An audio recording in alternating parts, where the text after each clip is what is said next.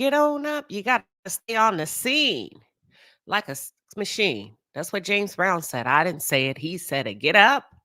Get on up, honey. It is Wednesday morning. You are almost there. You got 2 more business days before you hit the weekend. And you can look at your coworkers today and say, didn't we almost have it all? Listen, it is time. We would hate for HR to come tap you on your shoulder and say, excuse me, can I talk to you for a minute? So you go ahead and get back to work, girl, because we don't want no problems on the job. We most certainly understand.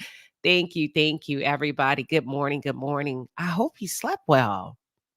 I hope you slept well. Did everybody sleep okay?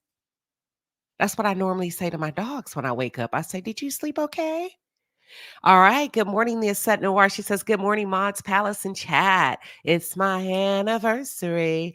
Cheers to you and Mr. Noir, girl. You make sure y'all do something really romantic and exciting and something that's pleasing to y'all. So congratulations on your anniversary. We love it, y'all. We waking up celebrating Black love today. Waking up celebrating Black love. I see Chef Dun Dun. You know, he's an early bird, honey. Don't wake me up on that road trip, Dun Dun. I likes to sleep late. Listen, I am nocturnal. I likes to sleep in. Chef Don Don be up with the birds. He says, good morning, Queen and Palace. I am listening while resting. Still a brother is tired. Tired. Don Don say tired, tired. Listen, Don Don, you got your coffee? Because I got mine. Mm-mm. Mm-mm-mm. Y'all, I makes a good cup of coffee. It's the Cafe Du Monde, or Du Monde. Y'all tell me to drop the E, but I'm going to say it how I want to say it. I hope everybody got their coffee. I know some of you say that, Snatched by Diego says, by the way, Trendy and Queen Sheba, I got my stemless wine glass and my hoodie and my moody t-shirt. Listen, let us know how you like it, Diego. We would love to see how you like it and make sure you post photos and tag us in it. Ernestine says she slept like a baby. I slept good, y'all. Let me tell you why I slept good. The other day I was telling y'all about this vitamin that you should get if you don't sleep well. It's called ZMA. It's zinc and magnesium. And I like the brand that is by True Athlete. I like the one that's by True Athlete. I'm going to find it for you. Here we go. Here we go. I'm going to find it for you. And I forgot to show it to y'all the other night on the live because I ended and it just went over my head. But I see a lot of you slept well. Ava slept so good. She overslept. Yeah, everybody slept well. I slept good, honey. I was knocked out. Listen, the Scorpio was Scorpio and we would sleep, me and Scorpio. That's me. Good morning, sugar. So let me show you this vitamin. Oh, Jay Taylor's in the building. Let me see. Sometimes I miss people. He must be way up in the chat. Welcome, Jay Taylor. How'd you sleep? He said, "Oh, hell to the queen." Good morning, baby. Jay Taylor, did you sleep okay? I'm sorry, y'all. That's all. I tell my dogs that. Did you sleep okay? Did you sleep okay? And did everybody get up, especially in the palace behind the wall, and get your coffee? Everybody got their coffee. We ready to go because it's a brand new day. It's a brand new day over here for the palace. So I hope everybody had a wonderful evening. I hope you slept well. And I'm going to show you this vitamin. Listen, you will say, Queen Sheba told me, baby, you pop one of these at nights, you finna sleep like a baby. It is so refreshing. This thing, it's used by athletes. It's a combination of zinc and magnesium, and it replenishes and restores your body while you sleep. You're going to go into a nice sleep. But listen, while I'm talking to y'all, let me tell y'all what just happened. A cat, a cat just had the nerve to come through my damn yard. Okay. And I don't know why the cats be coming through my yard because this is a dog house. Now, if I let them dogs out in the front, that'll be a whole lot of drama this early Wednesday morning. So I don't know why them cats keep coming to my yard or what's over here, but baby, that's the wrong. You looking for the wrong. You looking for the wrong thing over here. Good morning, 41 Fit. She says, "Good morning, at Queen Sheba Palace Guards and Chat. Love to you all. Love to you all. Love to you as well. Love to you as well. Y'all check out. Here's the vitamin. It's a little pricey. It's a little pricey, but it is worth it. I don't leave home without it. Let me know when you can see it. It's right here. Can you say it? It says true athlete. This is the version I use. I don't know anything else about any other version. I've been using this one for years. This one, oh my God, it's amazing. And I get it from Amazon. So if you are looking for something for those of you that don't sleep well, you don't really get your supplements in, I won't wake you up. I know that's right. Don't. Listen. So this vitamin is all that and then a bag of chips. Oh, y'all can't see it? Thank you for telling me. Hold on. Hold on. I thought I was doing something special and helping. Okay, here we go. There it is. There it is. Whoop, there it is. Hold on. Child. What did I just do? There we go. There you go. ZMA by True Athlete. That's the brand. True Athlete. Get this. Order this today from Amazon, okay? It's going to take it a couple of days to come in. Once you order the vitamin, I want you to take it every day. Of course, check with your doctor, your primary care physician first. I want you to take it, and then I want you to come back and tell me if you've noticed any difference with your sleep. Number one, in conjunction with taking the vitamin, an hour before you go to sleep, y'all, it's important that you start dimming all artificial lights within your house. I said an hour before, not 10 minutes before. So don't be messing up the remedy that I'm giving you and then coming back to my that didn't work. Queen Sheba over there telling people to do stuff that don't work. Dim all the lights in your house, artificial lights, about an hour before you go to bed. And I want you to turn that air conditioner down. Turn it down, get it cold, get it cool, take it about an hour before you go to bed. And then after you've taken it for about a week, let me know how you do. Let me know how you do. Okay. It's really good stuff. But welcome back. We are going to get started with Wednesday morning coffee talk, honey. We're going to check in, y'all. You know how we do. If this is your first time, welcome. But we get the party started by checking in with one. Don, you know they will. You am I lying? Y'all love to come back and tell somebody what didn't work. Y'all love to come the bearer of bad news, forgetting all the good that you've reaped and all the good information. It says Candy says magnesium can be good for constipation, and you may. Oh, okay. Y'all see what she said. Y'all see what she said. Also, if you are vitamin D deficient, how do I know, Queen Sheba? There's a huge possibility that you may be vitamin D deficient, both men and women. If you find yourself sluggish and tired all day, most times, every day, you know what I mean? Always wanting to take a nap. It's really hard for you to get moving.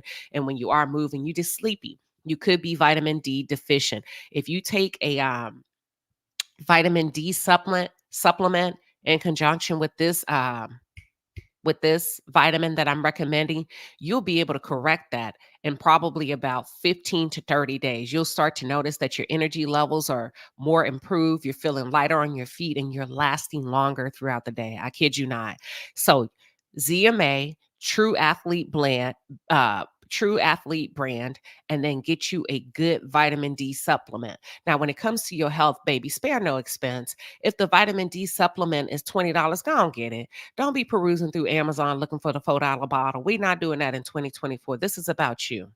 This is about you and you're worth it, okay? So I'm going to drop the link. Feel free to come up. As always, my priority panelists are welcome along with everybody else. We're going to check in. How are y'all feeling this morning? We use one word, one wellness word that you are feeling in a moment or you trying to feel at the end of this segment. How's everybody doing? Give me one word. That's all I'm looking for. One word. Let's see. Oh, okay. So I'm not. Nisa says she's on 5K units. She's on 5K units per week of vitamin D3 for years now. How many? Okay, now you need to take it. What they don't tell y'all as African American people, you need to take it in conjunction with magnesium, or it don't work, Nisa. That's why you put that sad face up there. Now, go on and get you that ZMA. I don't get nothing from it. Amazon, you need to pay me. You need to pay me, Amazon. I don't get nothing from it. Watch how quickly things turn around. All right. We got those words coming in. We got amazing. We got blessed. We got good. We got another amazing. We got woke. Listen, stay woke. We got blessed, we got fabulous, love, we got positive. Ooh, that's a good one. That's a very good word. It's simple, it's straight up, it's to the point. Toya is feeling wonderful. Don is feeling appreciative in all caps. I know that's right. Now that's really nice. JB is feeling refreshed. We got hopeful. We got blessed. We got motivated. Motivation is a good one. Ride the wave. When it comes to motivation, ride the wave because motivation is like a roller coaster. It's up, it's down. So take full advantage of it right now today before it goes down. We got blessed, refreshed. Jay Taylor is feeling rejuvenated. Listen, let's look at the men. The men are coming through y'all with these strong words. I am loving it. We got energetic. Toot Latrice is feeling determined. Okay, Miss Pisces is feeling re-energized, encouraged. We got blessed and full of God's favor. I know that's right. Bama girl is feeling what? Great. Aubrey is feeling energetic. We got Val Smith coming in with grateful. We got TT. G Mom is feeling upbeat. Listen, as a G Mom, you have to. Oh, that's a strong one. Kicking it with Courtney is feeling alert. You know what? Let me go to my panelists. Good morning to my priority panelist, Sugar. Welcome, baby. The Asset Noir, welcome. And Bravo Addiction, Vivian. Sugar, what you coming through with? What's your word? Hey, Queen Sheba in the palace. Hey, girl. Good morning. I'm so glad I caught you this morning. Last night, I was knocked out into the fourth hemisphere dream, but I'm here today and I'm Mhm. feeling gratefully motivated by you, Queen Sheba. I just want to say a little statement real quick. Okay. I just want to tell you what I found meaningful in the content creators live that you did. Um, it's all about delivery.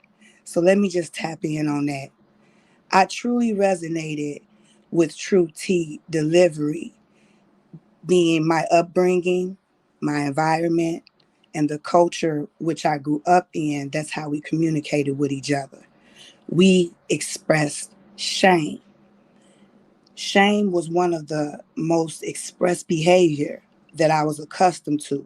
So I learned to use my words as my sword to protect me as I navigated through this thing called life. But what I've learned is that when you're building yourself up, or if you're trying to build a product or put yourself out there to the universe, I learned that it does matter the way that you deliver the information you choose to convey. You don't know what opportunity is looking at you, and they really just they don't like that lack of tactfulness. So I've been working on my tact because I've realized that you could say things and you can uh, get a response, an immediate response, which is coming from an emotional place that, with your words, I have made people cry. I have made people want to hurt me. I have did things with my words that I realize that they are so powerful. But when you come from an environment where you don't know how to express that, which I guess you guys are calling today emotional intelligence, I just would love for one day if maybe you can do a video because Mhm. you do it so eloquently. And I admire that. And that's why I am on your palace, in your palace. You know what I'm saying? I think that that's your gift. We may not know what to call it, but that's your gift. And I'm just trying to learn how to convey what I want to say in my message without that person running up using that sword. Is you know what I mean? Mhm. So I have to go within. So I'm taking the inner path. You know what I mean? The path Mhm. not chosen. So that's all. I just encourage everybody this morning, try to take the path not chosen. Try to go towards the inner path. And then you will start speaking in peace, in love, and kindness. So I'm just laying a little sugar this morning, but I be, Cool. sitting back. Listen, sprinkle me, mine. Sprinkle me, mine. Like E40 says. Sugar. That was beautiful. The way you started with what you resonate with and how you can relate to true tea and different ways of communicating and some things that you picked up and what you're taking away and what you're aiming for. Girl, that was beautiful. You done got us off to a wonderful start. Let me ask you this so that I'm clear because I done brought out my pen and paper. Hell, I'm a sticky note queen. Well, look, I am. And look, I do this, y'all, with sticky notes. I put it all over my office. And then one by one, as I've executed, whether it's a plan, a goal, a vision, or an ask, then I can ball it up. And when I take it away, that means I've mastered it, I've completed it, or I was able to cross the finish line. What is it that you asked me to consider doing? I want to write it down.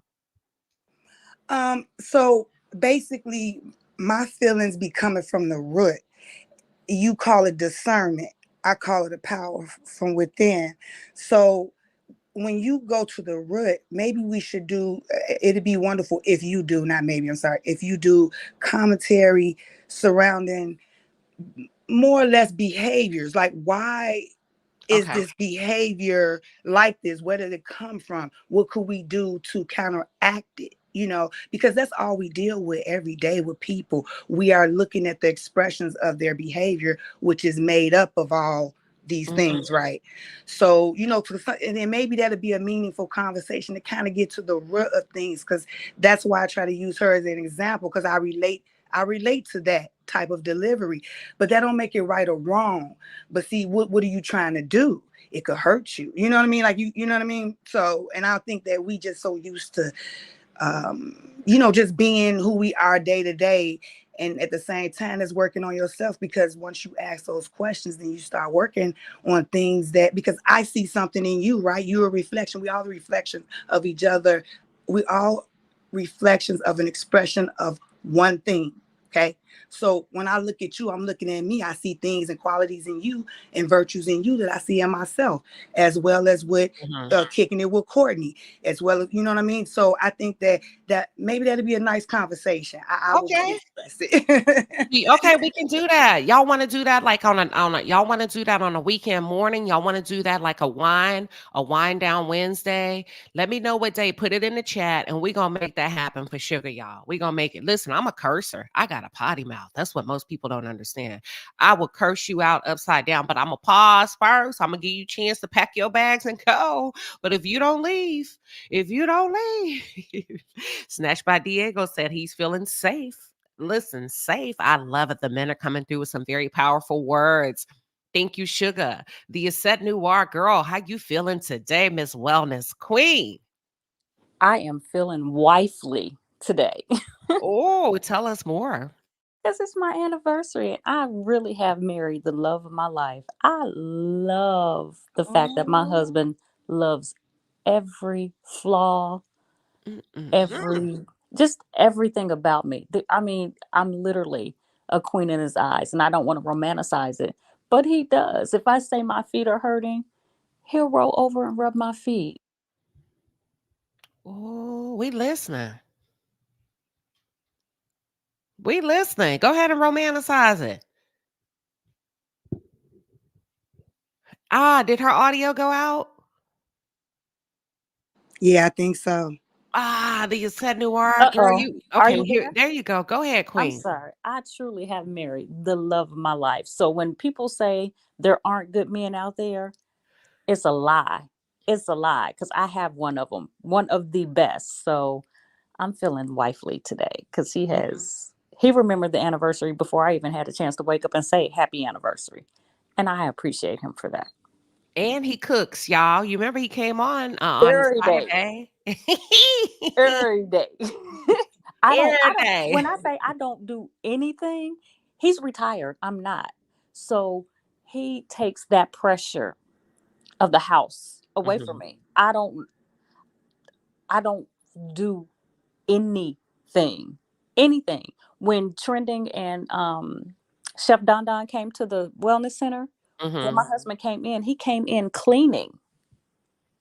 I yeah. I love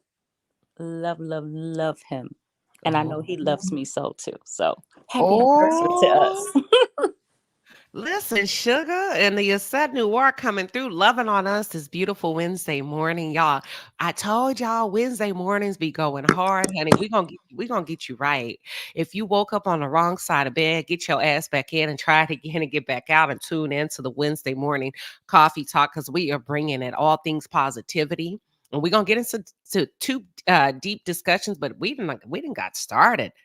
We're off to a great start. Bravo, Addiction Vivian. Listen, that's a hard act to follow, Queen. What you coming in with? Oh, she just dropped down. Dang it. How are you feeling? She'll be back. She'll be back. I Can am can feeling. I'm sorry. Can I Go just ahead. say No, go one ahead, more Thea thing? said.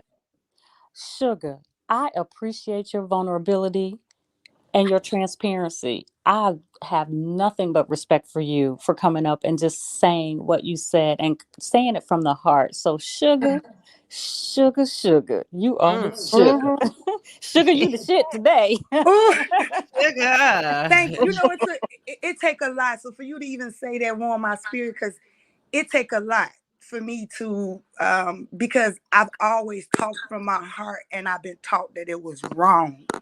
I've been taught that it was wrong. So thank you. You Oh, the sugar. Ain't we just loving on shit? Listen, y'all, this is a place. Let me tell Mhm. you, they say you are what you attract, and the deeper you go in your work, and the deeper you become more grounded and centered and quote unquote cerebral, you attract. You attract your tribe, and we are loving on you, sugar. Yeah. Yes. Bravo, Addiction Vivian, girl. What you coming in with? What's your word? I'm feeling excited. Mm, Mm-hmm. Yep. mm. I'm feeling It- excited about. I don't know. Can y'all hear me? Because we're yeah, we're we getting ready got. to head out. We're heading. Mhm. We're in motion.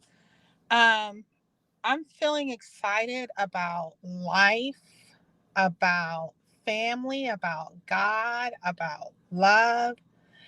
And one of the things I did was cut off things that I had become dependent on that were no longer beneficial to me. All right. I Because you get what I'm saying? I felt like I do. was staying in a stuck place that I didn't need to be Congratulations. in. Mm-hmm. I'm Congratulations, because we excited. be talking. We be talking. Congratulations. We be talking. And I'm going to be specific. I let go of my therapist because it wasn't benefiting me, and I went and found somebody else, and I released a lot of stuff that I needed to release. And that, that's a continuation now. I'm not saying, oh, I went to one session and he healed me. No. uh, Wow. Mhm. because that therapist and I had become best friends. And because she lives a little ways from me, so I go there.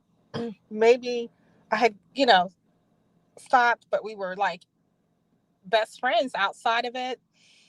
And when I went to talk to her, we did a Zoom. And she was like, "Oh, girl, will you come in? Because I got some plans for us and all that." And I said, "You know what?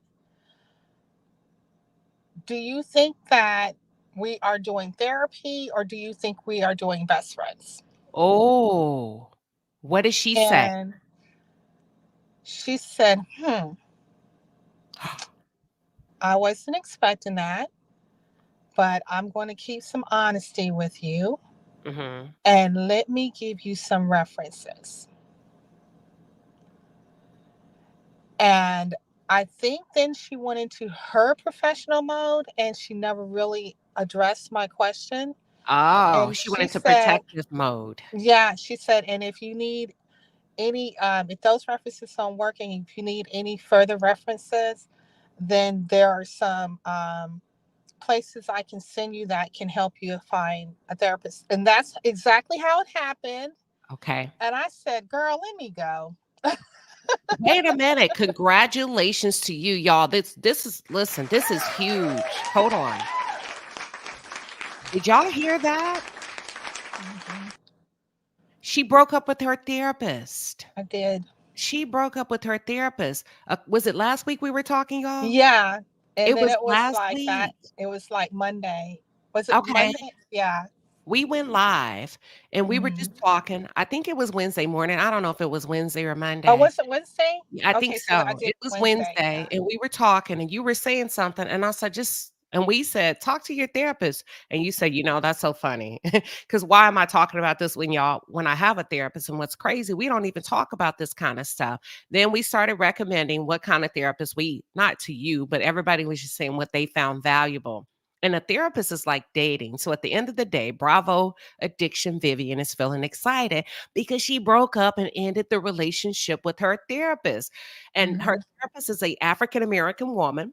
Hmm. And she said that she felt like they had started to become friends and Yeah, we've homegirls. gone on trips with my family, her family. Hey, Um, yeah, I had I got you. right. Okay, I don't need to go into it, Yeah, but yeah, I got you. Like, yeah, hold she that thought. latched on to and what my sister said. She said she latched onto your lifestyle and kind of kept you stagnant because you're that person, you're that go girl, you're that let's do, come on over, that kind of thing. And she said, have you ever been to her and her family's house or anything? I said, hmm. I said no. I said we met up, you know, where she lives and stuff and went out to dinner, but she said Yeah. I was with you. You were with your family when you met it with her family. And I was No, like, I "Oh got my you. God." But Thank you you for get what I'm sharing. saying. Bravo. I got to go to Joy to let her check in, but Yeah. thank you for sharing. I want to address something. Generic name. Welcome, welcome. This is Wednesday Morning Coffee Talk, and we do all things wellness, mental health, and corporate America. So if it feels a little bit like trauma dumping, it's not. It's not. Let me tell you something. Black people live real life, and on their way to work, while they're checking in or working from home, or they're sitting on site, we talk real talk over here. This is one of the days that we pull back from entertainment, gossip, and all of that fluffy Hmm. stuff that really has no value. And we get down and we talk. We talk. So hopefully you can take what works for you and just kind of discard the rest. But you know what? If it feels like a trauma dumping session, I really encourage you to find what works best for you. But this is actually we get a lot out of this. I don't Hmm. think you meant um anything negative. I think it's just your first time of seeing a different angle. But yeah, we're very diverse. Thank you. Welcome. Have a seat and take what you need, and the rest just discard. Joy, welcome. I need you to check in with your one word, honey. How are you feeling? I'm feeling blessed, Queen Sheba. I'm Hmm. feeling really blessed this morning. I've been working on my fitness and prioritizing my health a lot. And I just did my monthly check in. And from May to now, I've lost 15 pounds. Come on, Joy. So I'm feeling so blessed and happy that my work is really showing up. Oh my God. Congratulations. Yes, yes. That's why you've been having on them cute little outfits on your Instagram stories. Just do what I can do. Yeah. Look, Joy been showing out lately, y'all, on them Instagram stories. Now I know why. Congratulations to you. Congratulations to Bravo Addiction Vivian, the Asset Noir, and Sugar. Listen, I am feeling protected. That is my word today. I am feeling protected. And it just feels so good because typically I am the protector. So I am feeling protected. That's what I'm coming in with. And that's what we're gonna roll with today. Hold on. I saw a message for the Asset Noir. It was from 41 Fit, and I cannot find it again. But she was asking about the wellness center, and I cannot find it. But I saw it 41 Fit, but I think it went way, way, way too far up.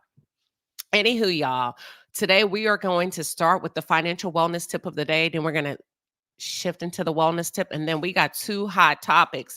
The first one is interviewing tips. What are some of the best interviewing tips that we can give the audience? Ladies, think about your best thing that you feel like if you do this one thing, this will give you a good chance of getting that job and landing that role.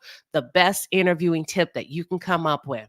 And the second thing is we're talking about, let's do this since Bravo Vivian talked about vetting. I mean, not vetting, breaking up with her therapist. Let's talk about vetting people. How do you vet people out?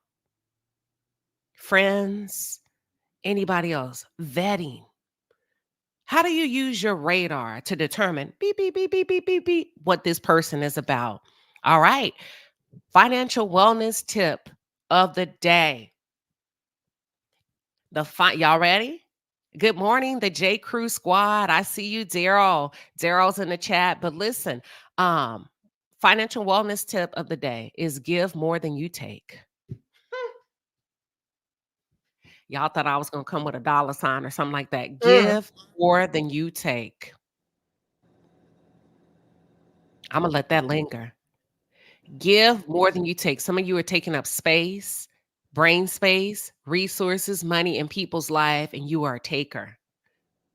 And often you're not really establishing a reciprocal type of relationship. So the financial wellness tip is to give more than you take. What do you think, ladies? I Ab- agree. It's the law of multiplication. You multiply. The more you give, the more you receive. Definitely agree with that. Mhm. I Yeah, agree as well. I agree. I love Okay. I love the feedback from giving. And give quality things. Don't just give haphazardly. Mm, Mm. that's Give good. give That- cheerfully, give with quality, give with intention. Give us one example. You said give quality things. Can you give us an example of something that comes to mind that's qualitative? Okay. Qualitative is, if for instance, if you're going to give someone sound advice, state the issue, give them options of how to resolve it, and then follow up with them and provide them the resources. Meaning, hey, I know we were speaking about this yesterday. I came across this. You might want to research XYZ. That's quality, quantitative um, giving. Um, Haphazard giving is, oh, I don't want this, so I'll just give this away to somebody else. Mm, Mm. got it. That's a really good example. How I See It TV. We want to let you check in really quick before we slide into our hot topics of the day. How are you doing? Hi, Queen Sheba. Hi, everyone on the panel and everyone in the chat. I don't know. I just felt a little bit validated a while ago. I don't know. Remember the name of the person who said that they had to break up with um Therapist?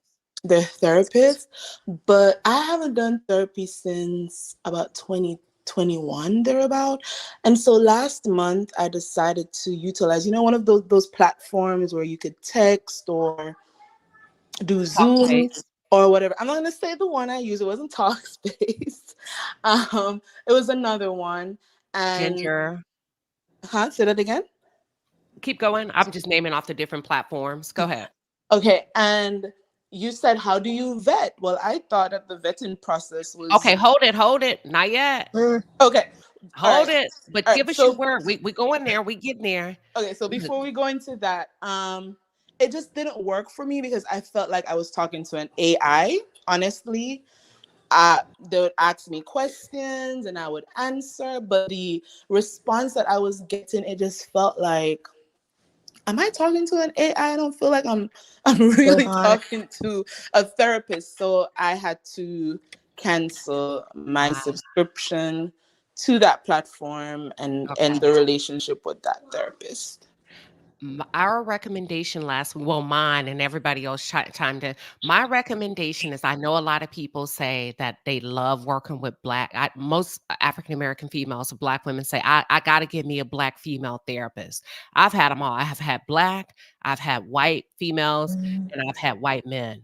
Now, based on my experience, I enjoyed working with white male therapists because what I found myself to enter into a friendship. I'm not saying with all Black therapists, but from my experience, hell, we started talking about her problems too.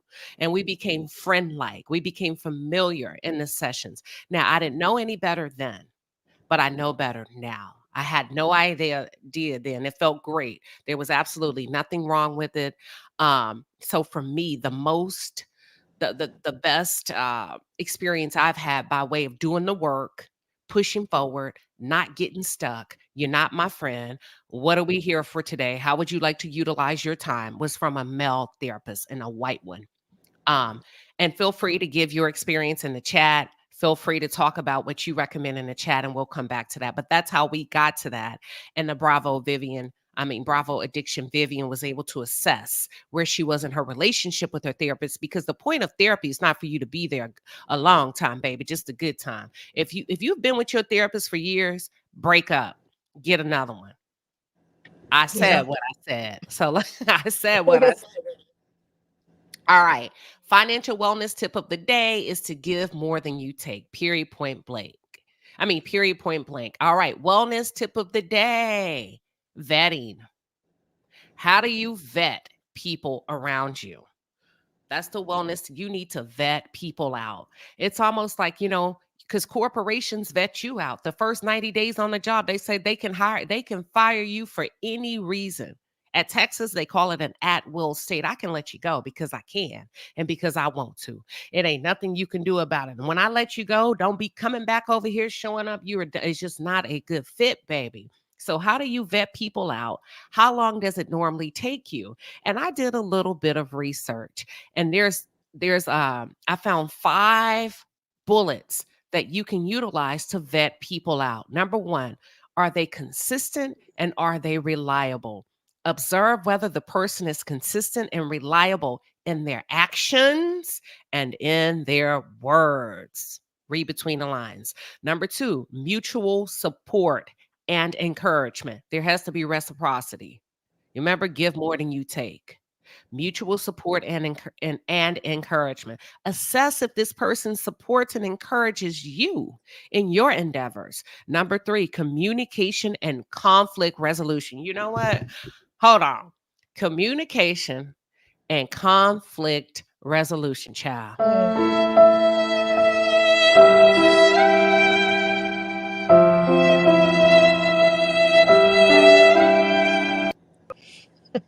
He not the white man. The white man has showed up. The white therapist has showed up. Listen. Ooh, that white therapist has showed up. Pay attention to how the person communicates and handles conflicts. Number 4, shared values and interests. What do we have in common? What are we Bingo. doing? In the words of Deborah Cox, how did you get here? Nobody's supposed to be here. Yes, listen. Determine if you share core values and interests with the person. A lot of us don't pause long enough to even assess that. Last but not least, empathy and emotional sugar and emotional intelligence. Evaluate the friend's level of empathy and emotional intelligence. A good person will be able to understand and share your feelings, showing compassion and consideration. How do you vet your people around you? I'm going to give you all 90 seconds. I'll let you go first. How I See It TV. How do you vet? Okay, so I want to take it back to the therapist because I was going to get into the vetting. I thought that their vetting process was amazing based on the questions that they had asked me in the intake process. But I had to experience her for myself to figure out whether or not she was right for me. And the way she communicated was not right for me. So communication, I think, is one of the biggest ways that you can vet somebody for yourself. If y'all's communication style doesn't mesh well, then that's not a therapist, a friend, an acquaintance that you need to be associated with. Oh, okay, that's a good one. She said communication. If the communication is that might not be a good fit. How I See It TV came straight from her. Joy, how do you vet? I would say I use what's called casual vetting, and that when I meet somebody and I don't really know them, I'll like throw out questions of things that are important to me, and not like a real strong way, but like in a casual way, like in a casual conversation, so that I can know like where your morals and your values lie, right? Like I might ask things like, what kind of podcast you listen to, right? Like if I'm trying to date a man, because if you say something that's toxic, you got to go. Or if there's a real strong political climate, I'll just throw out little things that I've seen in the news, just nothing too heavy, but just enough where I can assess, well, how is this person's heart posture? What are their values? What are their principles? Y'all are dropping some wisdom. Bravo, Addiction Vivian. How do you vet when it comes to Um, for me, I am extremely, even though I'm open on this platforms, on the platforms of YouTube and all that, I'm extremely cautious actually. Um, I watch how you move around people that I interact with. You know, I might invite you out to lunch and there might be a couple of my friends there, you know, and I see your interaction, and it often, and that simple one lunch can reveal a lot of red flags, you know. And not only that, I see how you respect my boundaries because I'm very clear about my boundaries. I've been on this planet for over half a century. I know my boundaries, and if you don't respect them, then it's a no. It's a huge no. One of them is please do not pop up at my house unannounced. Do not. And if you get that comfortable, I cannot take it. I cannot take it. That is one of my strongest boundaries. And you can be on your way and text me, and I might tell you, sure, come on over. And I'll be like, or I might be like, I'm in the middle of something. We're gonna have to meet up later. I'll work with you, but don't do it. So yeah, all I right. see how you move. I do it quickly. I'll be like, oh, hey, girl, just come on out to lunch with me and a couple of my friends, blah, blah, blah. And I see how you move. And if it's just wrong, no, I no. love it. Thank you for sharing. She says she watching how you move. She's sitting, Mm-hmm. she's observing, she's watching. The set Mm-hmm. noir. How do you vet? I'm an energy person. So I do a lot of work just trying to raise my frequency and my discernment. And so when I meet someone, some strangers, when I encounter them, we don't have to say a word. Our energies do not have the synergy at all, and I don't engage. And Ooh. those that I do vibrate with, I ask God, Source, and the universe to just reveal all intentions. And if this friendship is meant to flourish or to be, let everything come into agreement for it. If it's not, let everything come into agreement against it. And but your energy, our bodies transmit a lot of energy. So I'm an energy vibing person. I'm either gonna gel with you, vibe with you, or I'm not. And my gut, because I listen to my gut every time. When I don't, it gets me in trouble. Um, it's the energy for me. It's the energy. The Asset Noir said it's the energy for her. She's going to trust her gut when it comes to you. She's going to go on what she's feeling, what you're projecting, and she's going to take it from there. Nanya says, I keep my mouth shut and observe before interaction. Listen, Mm-hmm. yeah, that's a good one. Just observing and not talking. Let me see if I can find another one. Interview. Hold on. Observe. Thames 308 says, I observe, I listen, and I see how they negotiate space, time, and constructive criticism. Okay. All right. Those are some good ones. Let me see if I can pull one more from the chat before I go on to sugar. Um, let's see, who is this? Lisa Girl 1100 says, I'm watching you. That sounds like a scary movie. That sounds like a scary It's true, movie. girl. Hold on now. Lisa, hold on. I didn't mean to read it like that. I'm watching you. Your demeanor will tell it, Lisa. I know that's right. Let's see. Mm-mm. Look at what Courtney says. My gut versus my head gets me sometimes. Okay, Courtney, you might have to break that down for us. Miss Beverly says, my instinct has never gotten me wrong. Listen, you better Mm. preach. Sugar, how do you vet them out? Basically with me, God is my source, so I let him lead.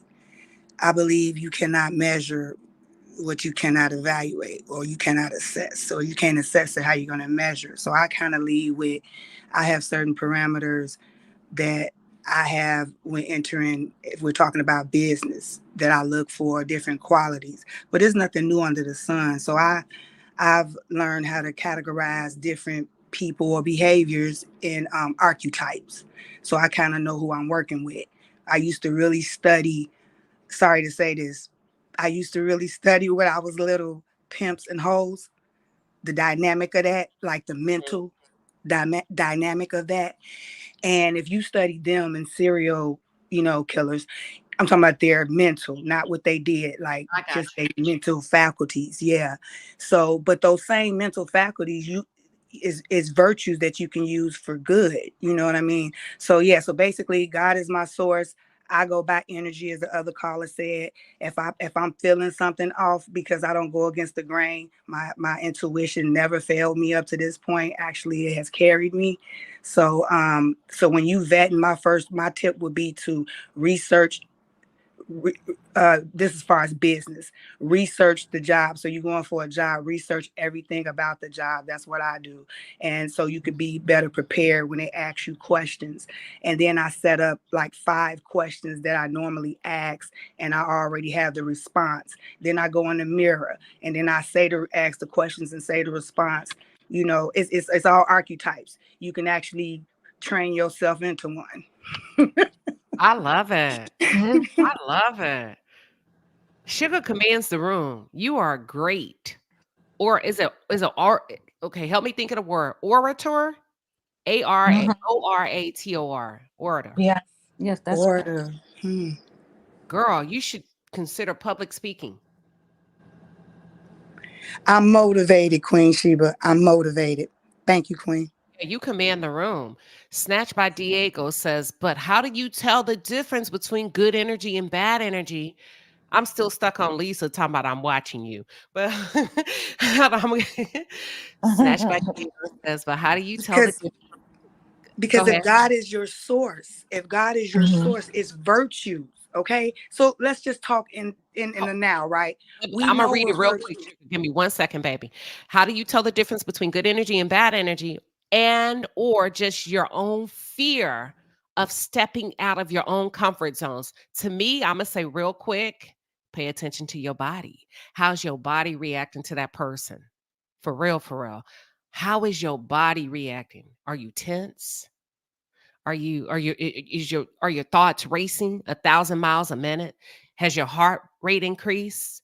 Are you shifty? Are you nervous? Are you not yourself?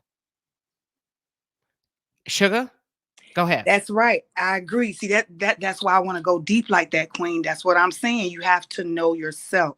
You have to pay attention to yourself because yourself is gonna let you know. It be probably afraid because the energy get to your aura first. So it probably be afraid before you even start running. Like when people running, you don't know what's going on, and you just run, or you walking down the street and you had this feeling, and maybe you start walking fast. What is that? Like, what is that? That's you communicating to yourself. How you know if it's your fear, the fear of stepping out of your own comfort zone. That's what I'm working through. It's very fearful. It's very fearful to believe in yourself, believe in your abilities, believe in your believe in your soul. We all have souls. We just got to get back to who we really are. And that's fearful. And sometimes we don't even know how to get there. We ain't even know we far removed. We don't know we disconnected. Mm. We so what do we do with that? Because there's some people you could talk to that don't even know that they're disconnected, but think that they're connected. I just think that if we really connect to source, I think that everything that we need to know is like a knowing, but we got to get there. And I love your conversation because you get the people going, as they say, Yeah. Jay-Z record. Hopefully that helps, Diego. Does that help a little bit, Diego? Hopefully. That's May the I best way I can. elaborate? I'm Yeah, sorry. yeah. And kicking it with Courtney, you're up next as a priority panelist. Go ahead. So children um, can sense energies from people, and it's their nonverbal body language that tells them whether it's a bad energy or a good energy. You can have some children when they see certain people, they're just overly friendly or just engaging with those people, and then there's some children when they see others, they keep their distance. They literally run, hide, and will not engage. So just get back into your inner child to activate your energy, your inner being. And then the other thing I wanted to say is sometimes that energy can translate into the fight, flight, freeze, or fawn mannerisms. Of course, we know the fight, you're going to just go at it because you just have to, it's defensive. Flight, you're going to just flee. Freeze, you don't know what to do, you're just standing there because you're just shocked. Fawn is usually the last resort when the other three don't work, and that's when you're just overly um overly friendly or overly trying to please someone, or just overly agreeable. So going back to Queen Sheba and to Sugar, get to know yourself, your inner being, your childlike being, because that will guide you, because that's a Okay. direct connection to God. Respect. All right. We're gonna let Courtney check in. She just pulled up priority panelist. Queen, I'm not skipping you, just working my way around with the priority panelist. That's the perks of the benefit. All right, Courtney, what you got for us? I just came up real quick and I'm gonna drop back down to elaborate on my question. The Asset Noir kind of touched on it just a moment ago, but I struggle with this. I think that we have the natural ability within us. It's already within us. Our body reacts to certain things, like when we know something, like a gut reaction when we know something is not right. How do I struggle though with that natural ability that I have to say, okay, this doesn't feel good, this doesn't feel right, with actually getting in my head and saying, am I tripping? Am I overanalyzing? Am I in my head too much? Am I, that I go from what's naturally already in me, because I've been teaching myself that, to know that it's already within me. God is within me. I cannot fail. But I still have a lot of the teachings, of just school and life teaching you to, think about things versus feeling things. So my question is basically, how do most of you all navigate from that, from what's already within you to what are you thinking to make better decisions when vetting people, if that makes Okay. sense? May I Let me answer that? Can I? Oh, I'm okay. gonna jump in real quick. Real me, when I'm not sure, I'm gonna pick up a phone. Trusted advisor.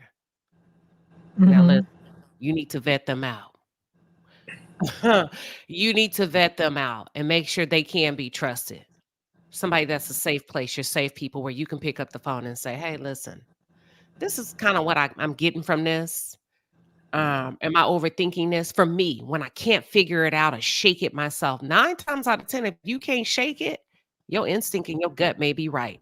Somebody else is gonna jump in. I wanted to say it real quick and then I'm gonna top off. Um, I've learned to trust the first feeling that I have until I'm proven incorrect. And I'll tell you a quick story. In 2008, coming from a church youth camp in Jamaica, I was robbed. And I was walking home alone because the friend that I usually walk home alone with ignored all my calls and left me. And my only option was to walk home alone. The young man that robbed me, he walked past me initially. And my first instinct was something isn't right. But because he kept walking, I said, okay, maybe I'm overthinking. And so I kept walking. He turned back and robbed me. I'm thankful that I'm alive to tell the story because it could have gone a different way. But if I had trusted my first instinct, then maybe I would have turned into the house that was nearby, or I would have screamed or something and somebody would have came to my assistance. But because I didn't trust that first gut punch that said Mm. something isn't right, I kept walking and he was able to turn back and rob me at knife point. So I always say, trust that first gut punch. And if you're proven to be incorrect, you say, thank God. And then you keep it moving. I want to Okay. jump Right. in too. Yeah. Thank y'all. I'm going to drop down. Bye. Okay. Thank you for coming up. How I see it, Courtney. I hope that helps. Courtney, I want to give you I want to give you a, I don't know if it's an acronym, but ANTS, ANTS, ANTS. And what that is automatic negative thinking systems. You might not can't see them, but they there. They influence our mind. So when if you don't trust your first instinct, then all those systems start going off, the second guessing things. And then I do agree with the last caller. Sorry that happened to her. But when you in other situations and you get that gut feeling or that instinct, just trust it. Just trust it. I had a experience where they were going to, here in Chicago, they were going to put up money to help people get their teeth fixed. I went to the consultation and everything, but something wasn't seeming right. So then they called me the day of the surgery. Soon as I got in the office, my whole body was vibrating. I got up out of there. And I was right because it wasn't right, but automatic negative thinking systems, because we don't even realize we're entertaining it because they're just built on our perception. You know what I mean? So if that could help. So if you're dealing with a situation, you feeling like, kind of go with it. And then I do the two witnesses, what Queen Sheba was saying. So I will consult, at least if two people agree with me or see my perspective or Hmm. something like that, I'll take that into consideration. But the ultimate source is what Courtney said, her statements. After those statements that you said, I will go to source and give it to source. Mm-hmm. Thank you. Thank you. And I'm gonna let Thank you. That was awesome. it was. And we put that in the chat, y'all. ANTS, automatic negative thinking system. I'm gonna let Queen check in real quick. Queen, how do you Grand somebody got Rising, okay, hold on. everybody. But if you have something playing in the background, you gotta mute it.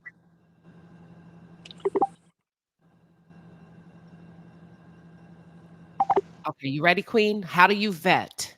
That's what we're on. Yes, that's a great question. And good morning. Much love to everybody on the panel and in the chat. Good morning. I'm kind of really introverted. Um, so I vet, like the other sister said, with energy. I'm a feel person. I'm very, very empathetic. And I look for compassion, which was said. I also look for that emotional intelligence. And I also look for reciprocity, because a lot of times in my younger years, when I wasn't quite trusting of myself, I was a people pleaser. So I would always give, but I never would receive. And I didn't understand that a friendship, any type of dynamic of a relationship, it should have somewhat of a balance. And over time, when I began to trust myself more with my inner voice of what it was telling me or warning me, I started to validate myself with, wait a minute, you're supposed to receive as well from a relationship almost just Mm-hmm. as much as you invest into it. So now I look for that reciprocity, Mm, and then it's like an active consideration that you have for people when you care for them and you're trying to build with them. And a lot of times in platonic, friendships with friend girls or whatever, I look for that reciprocity. It's like I'm not like, oh, give me, what do you got for me? That's not the energy I mean. It's like, okay, when you see someone like share a problem, we sit down and chat about our issues or challenges. And then the next few days later, I might not get a check-in, and I look for a pattern in that. It's like, do you even really care? Am I in your prayers? Did you think about it? If you're always dumping and you never ask me, or petition and see where my headspace is, or what I'm, you know, might be struggling with, or what are my victories? I look for that reciprocity. Do you celebrate me in the same vein that I celebrate you? Do you support me in the same vein that I support you? It doesn't have to be identical. We're all different, right? We all show our love languages differently. But is there a reciprocity there? That's what I look for. Do you initiate? If I'm always the one say, hey, let's grab brunch or let's go for this walk, let's go, decompress. If I'm always the one doing the inviting and I see a pattern of that, that's how I vet. And then I slowly quietly shut the door if I need to. And it's so confirming, Queen Sheba, when you say leave quietly or exit gracefully, things like Mhm. that, because people used to make me try to second guess that. Like, oh, that was kind of shady. You didn't even tell them why you left them alone. I don't have to. I You don't know have what? to. Because if They'll I figure it if out. I have to tell you what it is that's my ilk with you, then you're not self-aware, right? So that reciprocity for me is very important because if I'm pouring into you and it's from my heart and genuine from my soul, then of course I'm gonna expect some type of genuine energy back. That's what a friendship or relationship is. It's a balance of helping each other get through life, not using one another and then discarding one another. So reciprocity is a I big love thing it. for me. I I agree. love it, and that was a strong, strong notion. Let me pause really quick. Closing the door quietly. We talked about it last night, y'all. Closing the door quietly. Sometimes it's just not a good fit. That happens. When it's not a good fit, let's not condemn people because it's not a Mhm. good fit. Not a good fit Right. is just not a good fit. And some of y'all are so quick to condemn people because it's not a good fit. But there's a difference between a good fit and, like Diego said, bad energy. How do you know the difference? Yeah. Not a good fit, it's just not a good fit. It didn't Right. work out. It's just sometimes it's the right person, wrong time, vice versa. Child, we never was able to connect. He's a good person, she's a good person. Hey, I see, well, but when we see each other, it's cool. It's da da da da. Bad energy. They never leave quietly. Mm. And I want to Your say this with hold on, that as hold on, well, hold on, Queen. hold I'm on, sorry to hold on, jump hold in. on. Your Judas Sure. never leaves quietly. There you Mm. go. They go Yes. kicking and screaming, subbing, and they never go quietly. That's right. That's bad energy. Yeah. And Queen Sheba, can I also say that in that as well, you have to watch how people treat other people. Because if you're someone that is consistently disrespectful, or if you're a person, if a person is consistently disrespectful or they mistreat others, it's also a representative of their character. And you one day could be on the receiving end of how they're Yeah. treating someone. Facts. I was just going to say that. I'm so glad you said that. I look at their circle, their village. If I'm new to this group or this particular, sector, whatever, um, job, it could be on a job. I look at how coworkers intermingle, in their personal little comments back and forth. And I'm like, that seems kind of like a morbid sense of humor, right? And I can giggle with the best of them, and I'm very funny, but time and place for everything, right?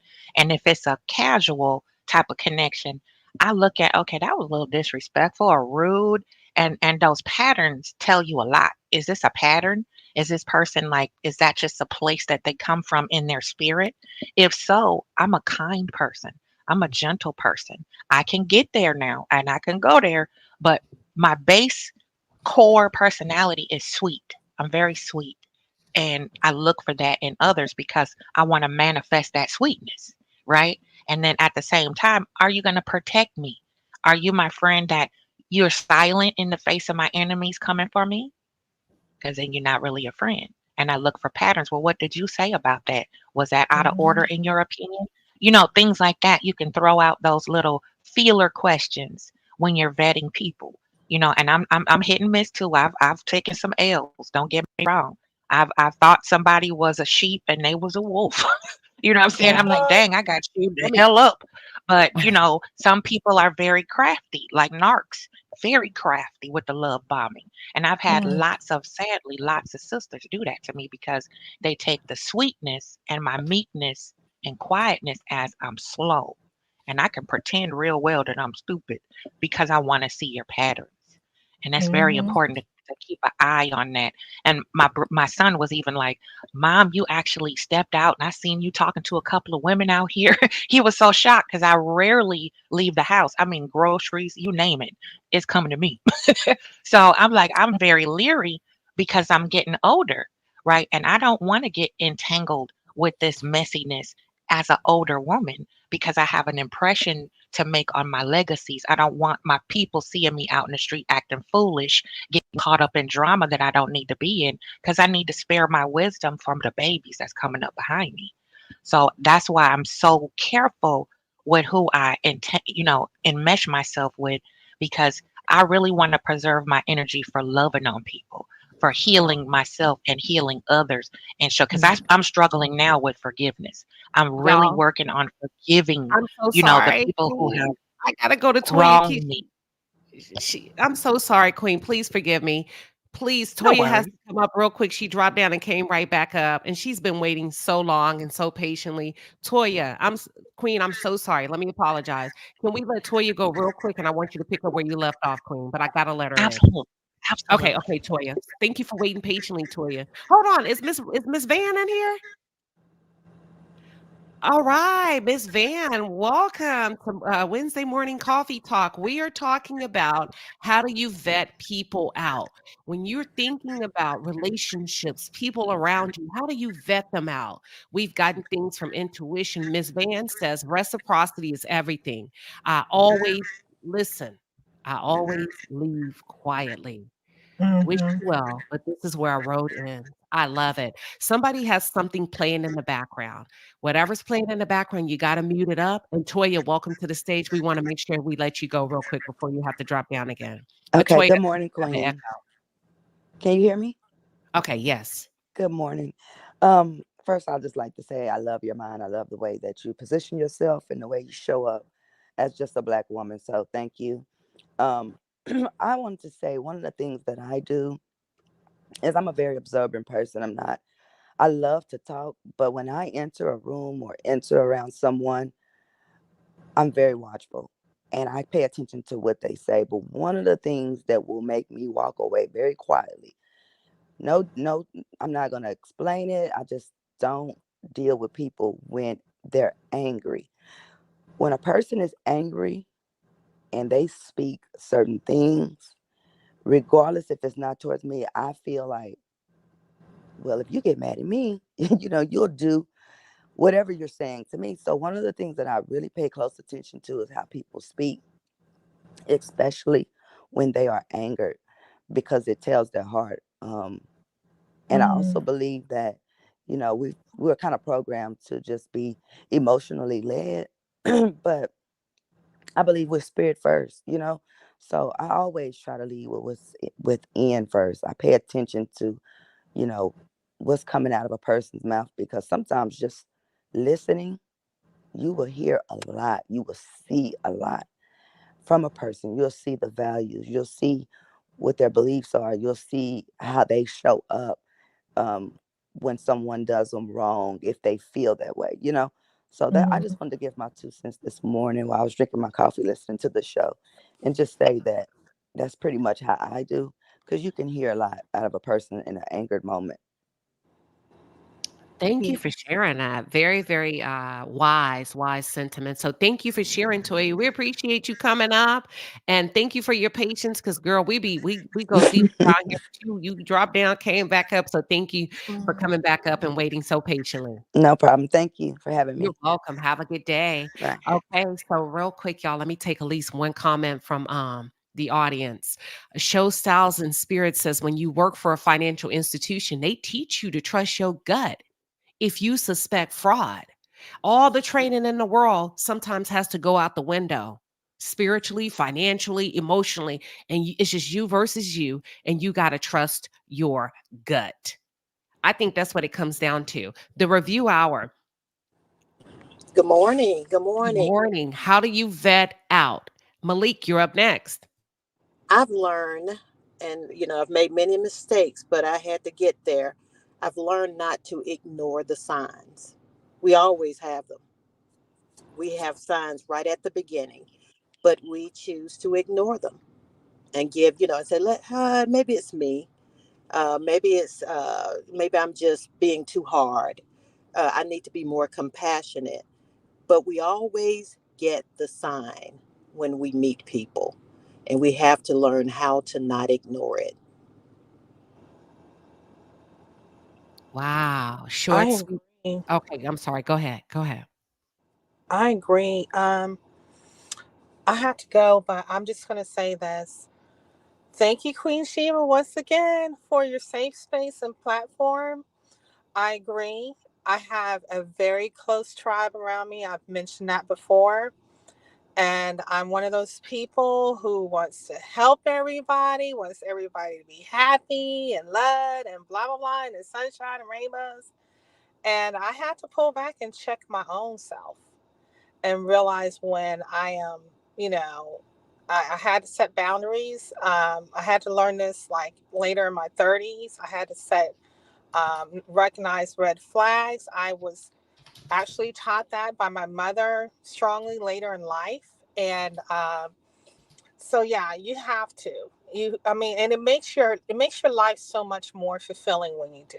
Honestly, it does, because you're not always checking for people to harm you emotionally, physically, whatever.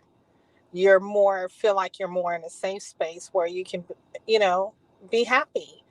And I truly agree with that. I truly believe that. And I want to wish everyone a happy rest of the week, Thank you. and have a wonderful day. And thank you for this positive message. And love everyone. Love you, Queen Sheba. And thank you, Bravo Addiction Vivian. Drive safe. We wish you a wonderful trip. And thank you for coming up and sharing your insight. And congratulations to you for breaking up with your therapist, y'all. For I those of you that did. just I joined, did. she broke up with her therapist. We talked about it last week. When your therapist's job is to get you pushing through and moving through emotional, often Yeah. it's in time lapse, things that have happened in your past. Therapy Yeah. is about the past and helping you work through those issues, those traumas, those things, right? So that you could have that forward momentum to be able to live a healthy and complete life. And Vivian, after a coffee talk Wednesday, decided, you know what?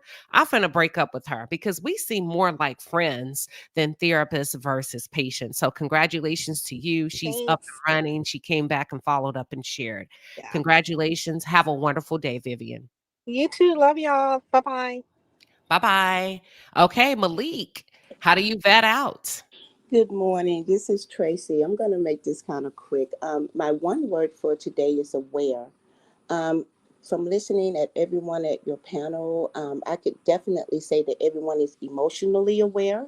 You know, we call that our gut instinct, but it's actually coming from an emotional place.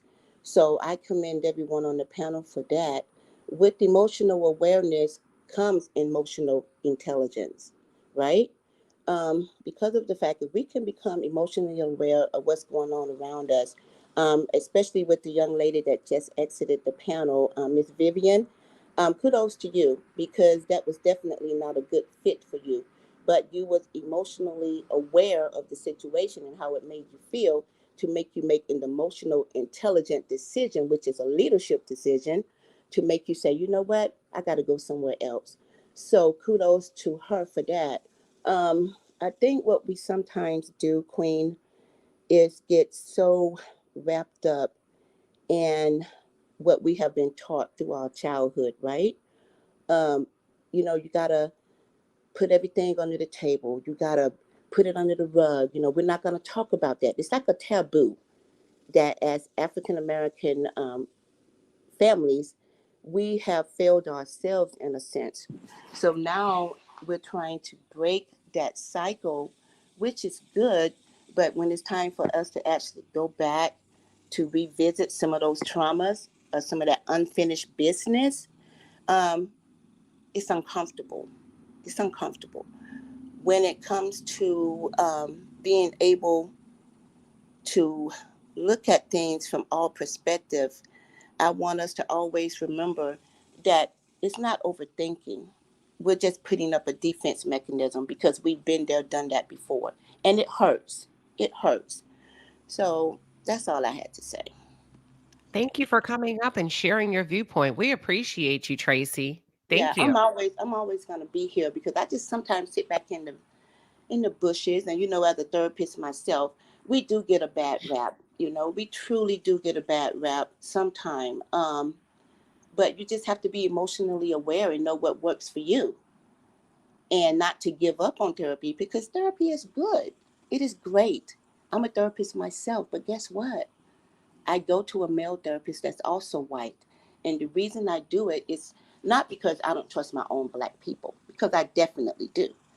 It's the fact that I want to see someone and hear someone from a cultural stance that's not associated with me, but understands me. Someone that can actually get me to a place where I know when I walk out the door, I am going to be different from the way that I walked in the door. I've always made a statement. It's not the initial intake, it's actually what you take in. And so I have to take everything in. When it comes to the reciprocity that another panelist was speaking of earlier, it's a fact. If you're giving or dumping so much on a person and then you're not getting it back, or you're not getting the support back, that's not for you. I agree. That's not for Thank you. you. That was it. Thank you. No, thank you so much. I thank you, y'all. These are all fabulous tips. If you haven't, if you're just pulling up, how do you vet someone out so that you don't F around and find out, as the kids say, you don't F around and find out.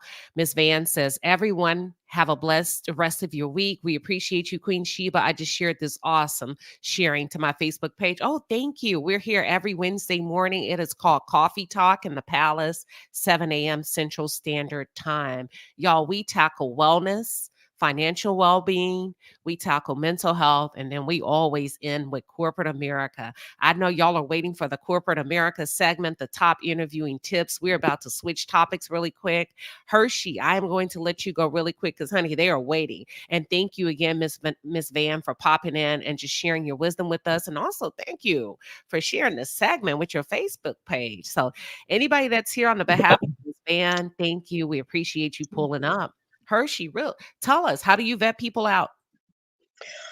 Good morning, Queen, and all the people in the chat right now. Um, the way I vet is old school. What my mom taught me: you judge a tree by the fruit it bears, and you also judge that tree if it's bearing no fruit. So I had to learn at this age to not ignore red flags. And when someone shows you who they are, believe them the first time. You don't have to keep giving them multiple times to show you who they are.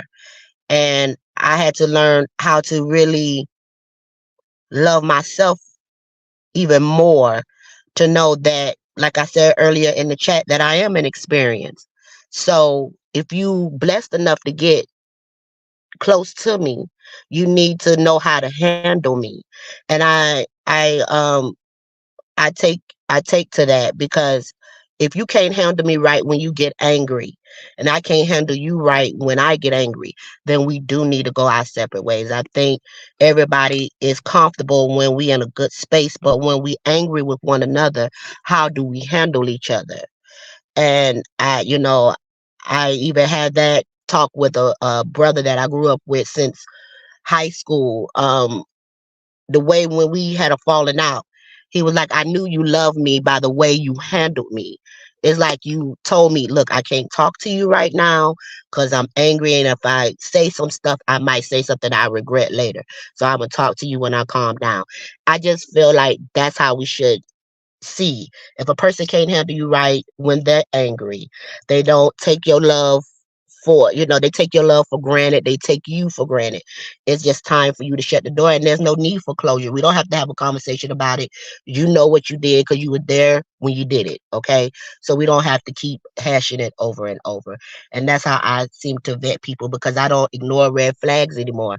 If it's a little pink, I'm out at Oh, this moment. Even if okay. it's a little pink, because I used to pride myself in, oh, I don't run the first sign of trouble. I'll stick it out. And I found out that I'll just continue to let people keep hurting me and don't say anything. And then when I get angry, it's explosive. And then I'm looked at as crazy, because I done held so much what you did. So now I don't even do that. If it's a little pink, it's time to address this and move on or move apart. So All that's right. how I do. That was good. Hershey says she's gotten to a point in her life. It ain't red flag, it's a pink flag. She's out. That's enough for her to get up and go. We appreciate it, Hershey. And listen, real quick, I'm gonna jump in. We gonna switch topics, y'all. Listen, they ready for that interview stuff. I'm sorry, y'all. I have to switch. They are ready to go to the interview. How some top tips for interviewing. Really, really quick. How do I vet somebody out? I assess your attitude about life, about the people around you. If you have a spirit of complaint, I feel like people are a gift and you should have enough self awareness and wherewithal, especially at your big age, to be able to vet out. And if they're still around you and you have negative feelings to me, why do you keep people around you that you don't feel a positive way about after you've expressed yourself time and time again? So I look at your attitude about the people, the places, and the things around you. Are you grateful to have them, or do you just want to keep them around and pick them apart? Are you uplifting them in the background? So I listen for stuff like that. I also watch how you fight, not how you love. I also watch how you respond to no. You never truly know a person until you tell them no. Don't give them what they want. Watch their response, and there you go. Bingo. That's how you know. Really quickly, Venus says at Queen Sheba, darling, what if both parties feel the same way about each other? What if they're both pointing the finger at each other? I think it always comes down to communication. How do you fight? What is your attitude about the people around you? What type of conversations are you engaging in about the people around you? What are you pouring out? Even on your bad day and your mad day, how do you respond? How do you let go? All of that comes into play, Venus. And if we are standing there pointing a finger, somebody got to walk away. And if that other person is still there pointing a finger and pointing a finger, there you go. I hope that helps. And I can come back to that a little bit. But we're going to shift topics because I know y'all love the corporate America segment. And with that being said, the Asset Noir, what is your best interview tip? I have an acronym called PEACE, PEACE. First one, P is for prep. You have to prepare yourself to engage. That's the E, to engage with completing the task, engage in showing up, engage and prepare for mentally, emotionally, spiritually to move about the position. A, in prepping and engaging, you have to also be fully accountable for what you're getting ready to take on. The task, the nuance of the job, the political, not the political culture, the professional culture, everything involved in it. You have to, again, be prepared to engage, to take the accountability for the position. C is a two-part. It's to challenge yourself and to give charge to those around you so that they can challenge themselves to be the best to complete the task because you've prepared, you're engaged, you're accountable. And then lastly, E, evaluate.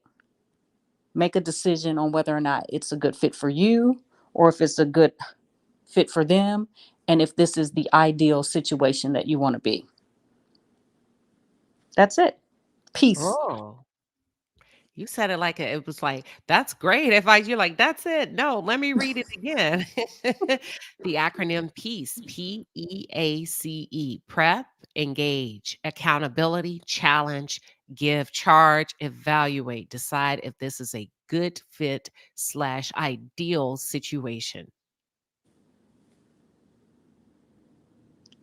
That is it. Peace. And if it's not the ideal situation, again, you can say the word peace and close the door quietly and go on about your day. I love it. Y'all are so smart and wise. I love it. Thank you. So she gave you that. We pinned it in the chat. That's from the Essette Noir piece. Joy, interview tips that comes to mind for you. Venus said it in the chat, and I'm in alignment with her. Use the STAR method when you're interviewing. When they're asking you questions, make sure you give specific examples. Make sure you give a time frame of what was happening at your organization or what was happening during that time in which you had to make a certain action or conduct a certain task. Then tell what you were responsible for. So demonstrate what part you played in making the outcome. And then or what was the that's looking at what is the outcome of the actual situation. If you utilize that method, it is going to cover all of the bases so that they can see, number one, how do you work, what is your what is your delegation level when it comes to work and when it's coming to task. And it also shows that you are outcome oriented, because ultimately at the end of that interview they want to know someone can do the job um, if they're brought in. That's good stuff. The STAR method. And it looks like she said Venus may have placed that. Oh, there it is in the chat. STAR, the situation. Tell them about the situation. That time when I did that time. This is what happened. Here's what okay, I'm gonna let you explain it. You in HR, go ahead. Cause I'm finna mess it up. I'm um, finna mess it. You can tell when black folks get to trying to talk about what they don't know about the time when you well, go ahead, Jewel, take it over. Listen, you had it good going, Queen Sheba. So essentially, the situation when you're explaining something, they're going to want to know, like, what was the problem? So, for example, I'm just going to use this example. Say you were going into finance. You could say something like, at that time, my company, they were in their third quarter and they had seen a decrease in profit. Now, again, I know this is a very specific situation, so it don't apply. But the ultimate goal is to show what was the problem and what was happening within the company. The next, with the T and the task, you have to outline, so what was going to be the solution to address that problem. Then the A, you're going to list out like in a bulletin form, because you don't want to be too long-winded, in terms of like what were the actions taken to address that situation. And then R, thank you for the clarification, Venus. R is the result of the task, the action, and essentially what was the outcome. And you're going to want to make sure you explain how you impacted the task, the action, and the result. And it's very important that when you are applying to a job, you look in their description, the job description, to know what they're going to be looking for. So if you're someone who's going for a manager role, they're going to want to know, how do you manage? How do you multitask? How are you able to handle multiple things? If you're going for a role where you're dealing more with the public, they're going to want to know, what were your soft skills? How do you interact with potential conflict and risk? If you're somebody that's going to have to be a little bit more detail oriented, they're going to want to know a more granular aspects of like, what did you do? Like, they're going to want to know, like, how do you problem solve? That's good stuff, Joy. The Essette Noir, anything else that comes to mind? Interviewing, something that they should or probably want to utilize as a strategy when walking into that interview or turning on that camera for that virtual Zoom interview. I think Joy hit it on the head when she said the soft skills. A lot of times we focus so much on the technical and the professional skills, but we lack the soft skills. So I would say invest time in honing those soft skills. Okay. Joy, can you tell them a little bit? What does that mean? Some people don't know what soft skills mean. Absolutely. So, soft skills is how you communicate. So, what is your tone? What words are you saying? How are you responding to the question? So, really think of it as, how are you going to engage that person? How are you going to draw that person in so that at the end of that conversation, they feel like, dang, I want to work with this person and this person know what they're doing. Because a big part of interviewing, truth be told, is likability, and the way that you demonstrate your likability is how you communicate and how you present yourself. And if I can give an example of what she said, Yeah, go ahead. don't explain everything so technical. So if I'm sitting here and I'm interviewing someone and they're just going through all of the technicalities of what they do, it's kind of like reading a newspaper. It's cold, it's unfriendly, it's uninviting. But if you break it down like in layman's terms and make it, where a third grader can interact with you, that's engaging and activating your soft skill, because now you're making it personable. It's Okay. yeah. Very Hey, true. so we have a lot of questions coming in. Joy, do you mind role playing with the Aset Noir and I? We want to take one or two questions from the chat. You are the interviewer, and I'm the Aset Noir and I are going up for the same role, two separate interviews. One of Let me see. Drop a question, y'all. We don't have time to prepare, so she's going to put us on the spot, and we're going to give you an example of how to answer this question. Drop a question real quick. The Aset, would you like to go first or second? I would like to go first because I have about 6 minutes before I have to get Okay. out the door. Okay. Drop a question that you really would like to know how to handle in an interview. Real quick, real quick. We'll wait. We'll wait. We'll wait. Let me see if anybody. Okay.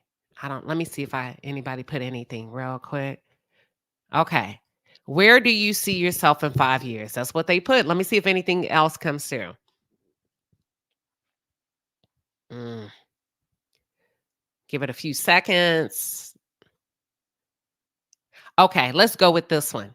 Tay Siobhan, Joy, she would like for you to ask the Aset Noir either name a time when you handled adversity at your job, or tell me a little bit about how you handle conflict or your negatives. It's up to you, Joy, how you want to phrase that. Okay, I got it. Okay. Hello, Noor. We're going into our busy season, and our company, they're going through a few changes, and you're going to have to collaborate with a lot of people. And so I would just love to know, how do you handle adversity or challenges at your job? Well, thank you for asking me that question and wanting to know my strengths when it comes to handling challenges or adversity. Um, I would like to change the tone a little bit and not call them adversities and challenges, but just rooms for opportunity to grow and to really strengthen the company and myself.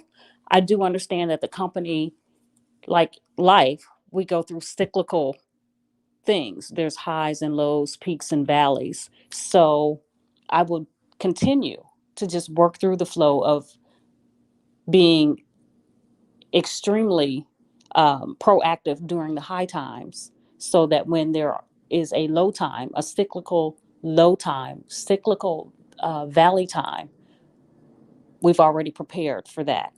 And so it lessens the blow when there is a lull in productivity and production. And thank you for asking. You did that.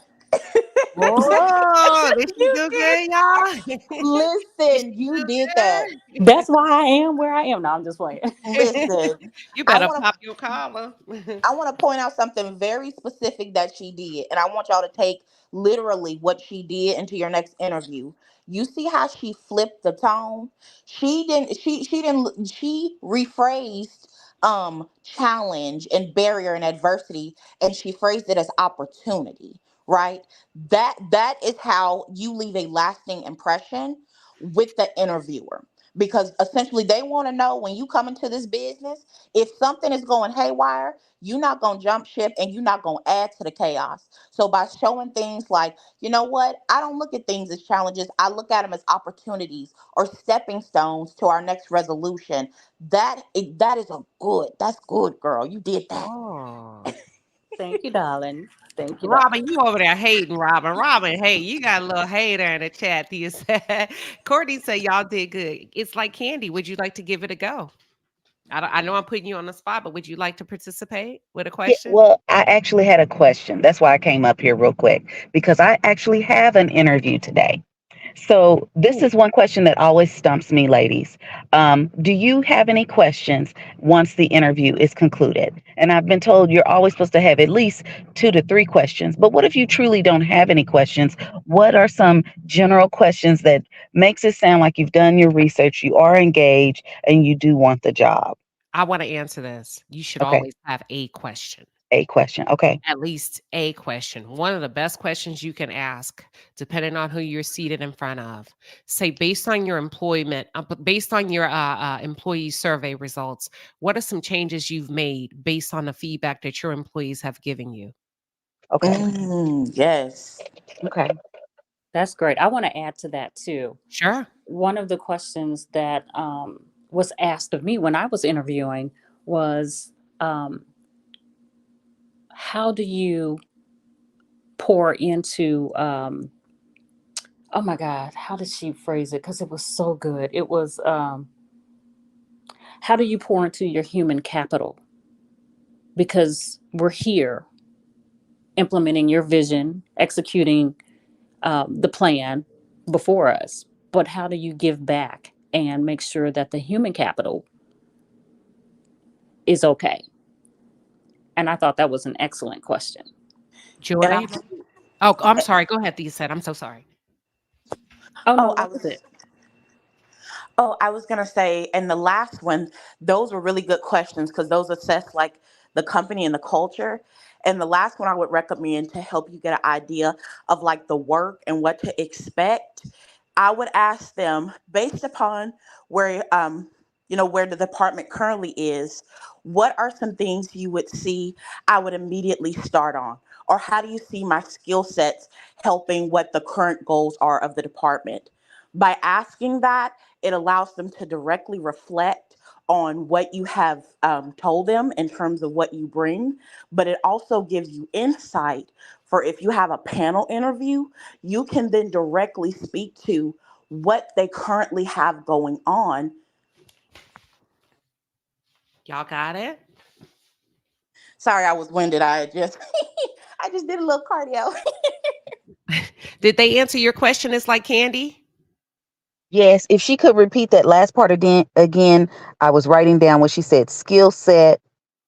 Her thought on that. Correct. I advise asking the question of based upon the current goals of the department, how do you see my skill sets supporting that? Okay, thank y'all so much. Wait, I got one more for you that's going to blow them out the water if you have the guts to ask it. Candy. At Yes, the ma'am. end, this should be your final question. Okay. Based on the dialogue that we've had today, what hesitations do you have about me? Okay, I like that too. Yes. Dialogue. Ooh, y'all using a lot of big words. Y'all must have Webster beside y'all. I like those big words Girl, we y'all are. some corporate queens. We not trap queens, we corporate queens. And little traps here and there, little traps here and Yeah. there. Okay, We know thank how to y'all code so much. switch. We be code switching. Look, Yeah, okay. y'all go switch hard on. Terry Heights, baby, Terry Heights. Okay. Y'all better quit playing with us. Don't get it twisted. Okay.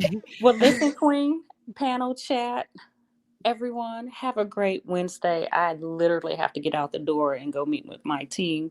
So Okay. happy Wednesday to you guys. You are doing amazing. This has been a wonderful conversation. So everyone go and grow today. Have I a love blessed day. You that. too. Happy anniversary. Oh, thank you. Have a Yes. good one, guys. Bye bye. Have a good one.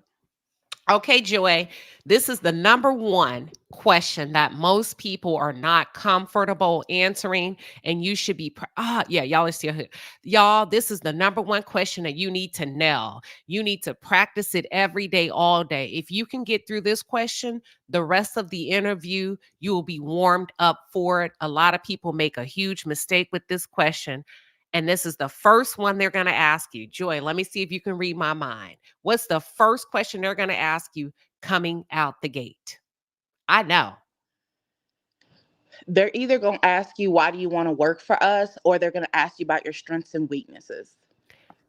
Before they get to that, they'll probably say, "Okay, Candy, hey, thank you. Welcome to the interview. So tell me a little bit about yourself." You are so right. Yes, the J. Crew Squad. Yes, tell me a little bit about yourself. 90% of people, that's right. They got it right. Listen, look at the palace. Tell me Listen. about yourself. You need to practice it, practice it, practice it, practice it. I will show Hmm. you an example of how to do it. Joy, I'm in an interview with you and feel free to welcome me. And I'm gonna just freestyle. Tell me about yourself. Joy, can you ask me that question? Yes. Alrighty. Hello, Queen Sheba. Thank you so much for applying to Palace Enterprises. I checked your resume and it's looking good, but I would love for you to tell me a little bit about yourself. Oh, sure. Yeah, thank you for asking. Um, so this is a product role, and as I started to review the requirements of the role, one thing that stood out to me is I didn't have any formal and or traditional training in the product realm, but what I've discovered is I'm strategic by nature.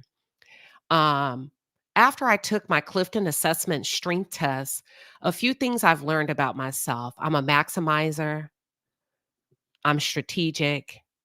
And also, I'm an arranger. And these are strong qualities, right? When we think about product development, being able to arrange through the different, when we think about the technical cycle of product. Also, maximizing, being able to maximize and evolve the product based on the market insights that we're receiving, not only from the sales teams, the customers, the end users, and also the clients.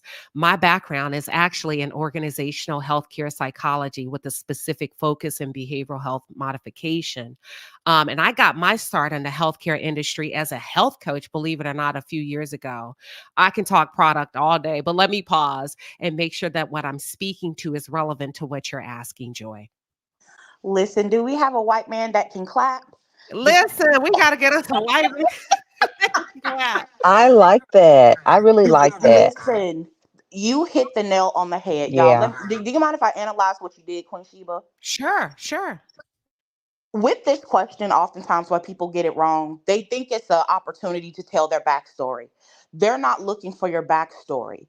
Did you see how Queen Sheba led with the role and how her experience aligns with the role? That's what they're looking for. They're wanting to know your experience and how it aligns with their current role. And I want to call out something very specific that you did. And this is great for anyone who is trying to transition their careers, or if say they're going up in their career, right? You address head on about you didn't have the traditional career track of I started out in product management. It's important that you control that narrative of um, although you may not have the typical track, this is how I'm able to apply my expertise to this role. Because what it does, it takes the narrative from your resume, right? So say you're someone who's in customer service and you want to go into program management.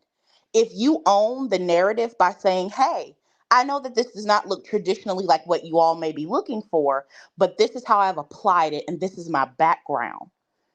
That is very important to do. So kudos to you, Queen Sheba. Yeah, absolutely. So when they're asking you, tell me about yourself, most people say, yeah, so I got started. I've been working at blah, blah. Don't do that. Tell them about yourself. Take them for a ride and keep it less than 2 minutes. And you always pause and you say, I can speak to whatever role that you're applying for. Candy, what role are you applying? What interview do you have today for what role? So I'm going to be a trainer at the hospital on the Okay. weekends. Well, listen, that's hey, my background before HR was in training and development. Boom. And you said, and after you tell a little bit about yourself, stop in the middle of it. Believe it or not, this works because the interview, you want it to be a dialogue. You do not want it to be an interrogation. So the reason why I'm telling you to stop in mid sentence is so that you can engage them, because you're not going to sit here and ask me 1,000 questions and make me feel like I'm on trial. So in the middle of talking, you stop and you said, let me pause, because I can talk training and development all day. I just want to make sure that what I'm saying is relevant to the question that you're asking, and Yep. pause. And then they are going to jump in. If they are an excellent interviewer, they're going to jump in and they're going to say, actually, yeah, let me tell you more about the role. Hmm. And I'm gonna give y'all some facts, okay? 9 out of 10 times they've already had 10 interviews that day. So like Queen Sheba said, keep it short, sweet, and to the point. And then here's like rule of thumb: recruiters take about 6 seconds to read over your resume. And then when you get in those interview processes, especially if it's like your first interview, they're going off of a bulletin list that their manager has given them of, this is what we're looking for in a person. When you get to like the second to third, that's when you're going to start dealing with like managers and people who are more like within the work. So that first initial like conversation within your interviews, do exactly what Queen Sheba did. Keep it succinct and to the point. You have to Okay. keep it, yeah, to the point. Don't over talk. Please don't go on and on. It should be 90 seconds. You should take about 90 seconds to answer each question. Okay. Okay. And can I also help you with your interview today? I just Yes. want to like call out two skills that typically, if you're going for a training role, definitely lead into your program management skill set, and also about how you address diverse learning styles. So Okay. that helps them to see like, oh, okay, you can manage a training program, or you can handle various aspects of that training program, and it will also show that you are able to address various needs when you are doing your training. So just Okay. wanted to say lean into those two skill sets. Let me ask you this. I also was going to take some previous materials that I've created for training and change based on the adult learning theory to keep people engaged. I've kind of learned through trial and error not to have, long PowerPoint presentations to keep. To make my lessons interactive. So, should I bring some of my materials that I created? I saved them on my desktop before I left my previous job. Could I bring that as well as to show this is some of the things that I've personally created? I've definitely done that in a follow up email, but what I've done is that I've made it very condensed. So it's literally the bare bones so that, Okay. they don't take from a fully fleshed out like thing that you've built. I give them just enough. So maybe like the first 3 slides, which is like an overview of the work, Okay. and then like an example of like the actual work itself. And I do that in the follow up email, and I connect it to if they said like, hey, we're looking for XYZ, or hey, this is what our department is working on at this time. In that follow-up email, I reiterate my skills and how it would support them. And then I would say like, hey, to also show you what I can bring, I've also attached with you a copy of my previous work. Okay. Okay. Well, Thank you, thank you. Queen Sheba. Didn't mean to you go off there. And Candy, I'm gonna say, let me ask you, what are you wearing today? I was going to wear a suit. I have my black suit, my white shell, and just a little heel, but not like a 3 inch or anything like that. So I was just going to wear a business suit. What color top underneath? Thank you. It's white, Okay, I would suggest a colorful top. a Yep. colorful top. Okay. You're a beautiful black woman. You got to go in color. Okay. Hmm. Okay. And you know what? Another rule of thumb as well, Queen Sheba, and you can tell me like if you disagree with this. I always wear a red lip on interviews, and here is why. This is like an actual a psychological move. People are drawn to bright colors, but specifically red, because red represents power.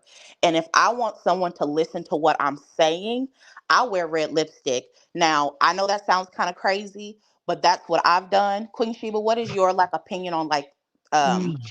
like your makeup or like wearing a red lip. That's what I do, but I would love another perspective.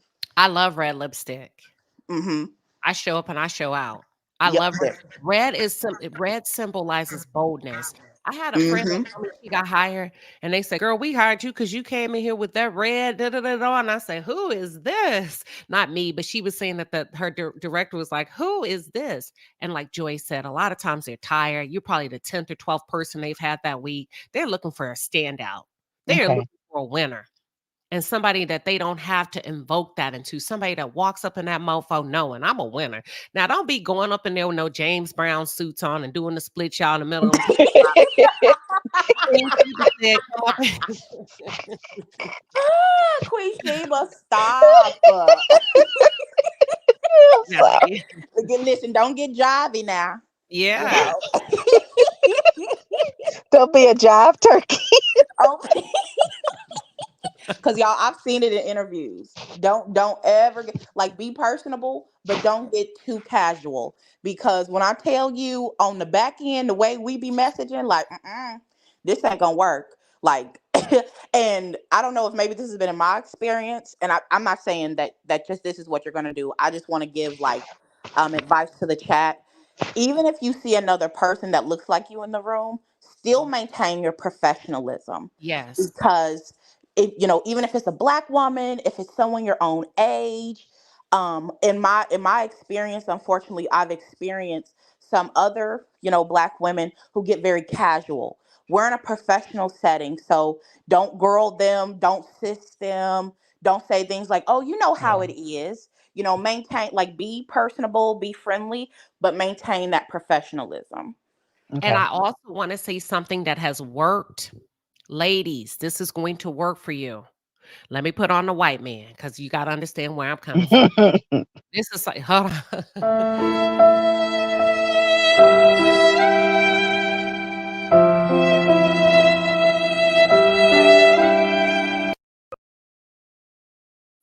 All right. And look, I'm gonna put a contest out there. I need a happy white man. So if y'all find a happy white man, good, send him to me in my DMs. But ladies, this is going to work. Your jewelry needs to be a statement. And I'm not talking about them big, bold church pieces. I'm talking about speak their languages because 9 times out of 10, depending on where you're interviewing, you are going to be interviewing with somebody that does not look like you. So a lot of times Hmm. I like to non-verbally speak their language. Boom, Tory Burke. Boom. You get Yep. what I'm saying? Yeah. And I'm gonna You get it? piggyback on that. Go ahead. Kendra I'm sorry, Scott. Queen Sheba. And nothing too gaudy, but a little bit to say, all right. Because you know what I'm saying? I got a little flavor too. I got a little flair too. And this is what I'm bringing to the table. So if you can, and if you have those pieces that you think are too simple or too boring, throw them on because those girls are always looking and vibe checking. If you can, And but I'm putting just down. something else I'll say real quick because I was going to ask y'all about that. I actually went to White House Black Market. I noticed a lot of the business people in our area, they like to shop there and they like to shop at like Chico's and J. Crew, right? So I went there and that's where my business suit came from. And that's where my pieces, my jewelry pieces came from. So I went with pearls because my hair is dreaded right now. So I pent my hair kind of like in a bun, and I'm gonna be wearing pearls. Do you think that's okay, or what do you? Pearls, uh, I uh, would wear gold. I'll be it's honest with you. aging. Yeah, don't age I know no yourself. pearls. Don't Yeah, wear no pearls. don't Okay, don't age yourself. Yeah, A nice aging. gold statement necklace so it can reflect off that beautiful brown skin. I would wear okay, some nice, gold studs or some miniature gold hoops. Don't, okay. I have some miniature gold hoops. And Okay, Melody Cherie say, "Yas, come on, red lipstick. come We on. have one coming from 7th Avenue. Listen, Listen, I'm gonna get you me. better Listen, roll I'm it gonna get out." my 7th Avenue red lipstick. Come on, red lipstick.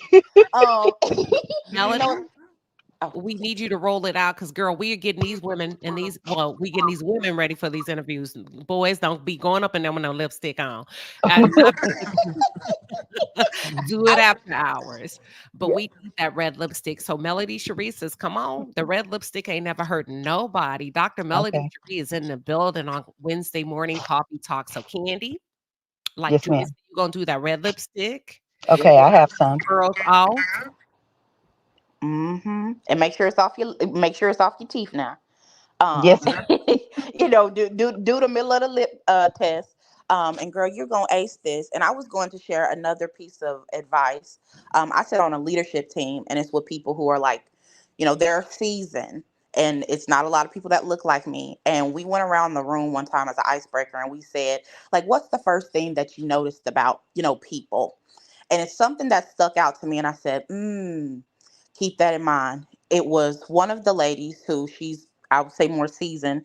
She said her mother always taught her to look at people's handbag, their shoes, and their jewelry. And she Mm, said that's just always stuck with me. Now this lady is very nice, but I wanted to share that advice to emphasize how things that people are taught, it sticks with them. So you have to be able to scan the room and scan the environment you're going into. What do they look like? What are things that they wear? What are certain things that they have on? And you don't have to like alter yourself, but just include that, because people okay. do look to identify with things that's like, similar to them. I Okay. agree. If you can, and I know I'm a huge Tory Burke fan for corporate America. It is a safe signature piece. If you can get you a cute little small crossbody Tory Burke, put it on Mm-hmm. the table where they see that logo, Kendra Scott or anything like that. I know we like Gucci and Louis Vuitton, but that's for after hours. But Yep. if you need, or Coach, a good, cute, not a big one, y'all, not a big old purse, a small Coach, something that says, number one, I'm not new to this. I'm true to this.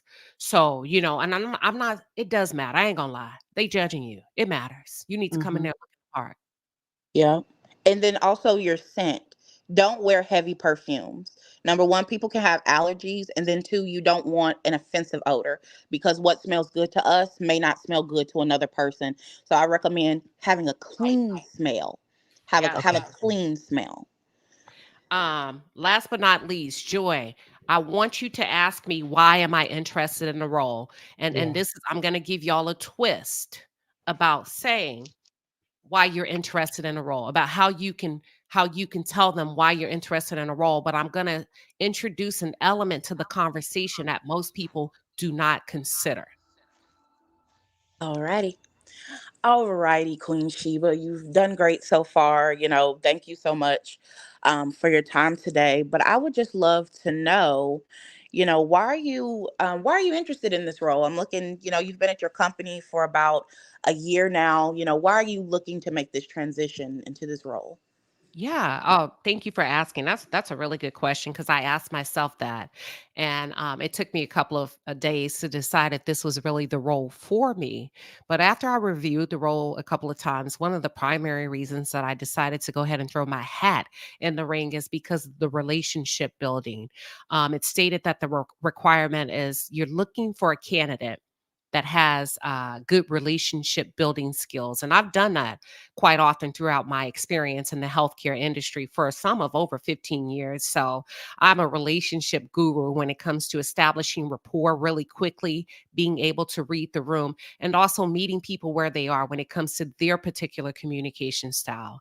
The second reason why I applied to the role is one of the reasons why I almost did not apply, believe it or not, is because of the product experience. I don't have that formal product education, but I do have the skill sets that are required. So this would be a stretch opportunity for me. This would actually take me outside of my comfort zone and challenge me in ways that I have not been challenged in corporate America. Does that make sense? It does. And can I throw something back at you, Queen Sheba? Yeah, and that's what I would say to the interviewer. Does Oh, that make oh, sense? okay, okay, great, great. Okay, listen, I That's got caught. how. Listen, I got caught up in the role play and was ready to start my Listen. job. Always so what don't let them slam you against the wall about talking about Yes, why you are not qualified for a role. You need to yes. actually throw in the reason why you apply for the role because you don't have that experience and it's going to be a good opportunity for you to be stretched and challenged and grow within the corporation. It's going to be a great learning opportunity for you. Go ahead, Joy.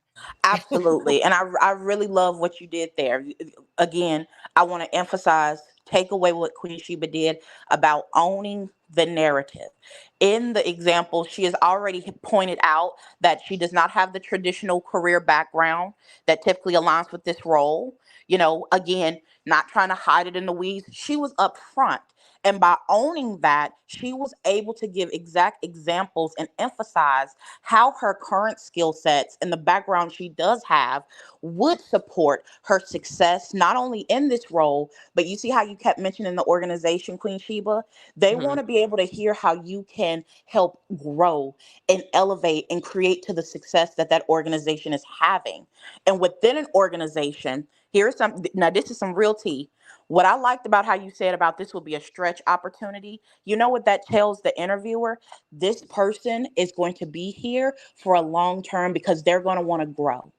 If you're somebody that's coming in that says like, hey, I like challenges, I like opportunities, what that signifies to the person who's either in talent, the manager, or like for someone like myself who is in HR, this person is going to want to grow. This person has the potential to grow within my organization, so I'm going to get a return on my investment, because people, the talent, is the most expensive part of an organization.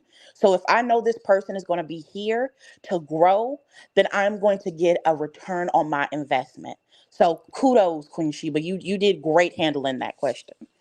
And y'all, for listen, I'm not talking down to you, because there's a lot of corporate lingo that we do and we do not know. Even me. It depends on what industry you're constantly learning. What the hell that mean? What they mean by that? So stretch opportunity means I've never done this before. So instead of saying I've never done this before, I don't have the experience, this is going to be a stretch opportunity for me. Stretch. Write that down. Enterprise, instead of saying this job, just say the enterprise, the organization, the corporation.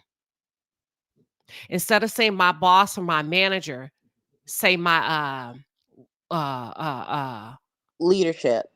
leadership. You can say leadership, Mhm. based on leadership. Don't say my boss, my manager. Who my manager gonna be? Who my boss gonna be? Leadership. Can you tell me more about the leadership team? Will I be reporting directly to you? That basic, what you're asking them is, are you in charge? Who will I be reporting to? Tell me more about the team. Do you already have somebody in mind for the role? Listen, that'll in person, you'll be able to tell if they're lying or not. Do you have someone in mind already when we think about this role? They cannot hide that. Most people don't have the guts to ask. Dee Dee says, I needed this because I want to change jobs. But that interview. So Dee Dee, hold tight. We got something coming in the palace. Hold tight. We got something coming. We're gonna get y'all ready to get out there in the corporate world. Hold tight.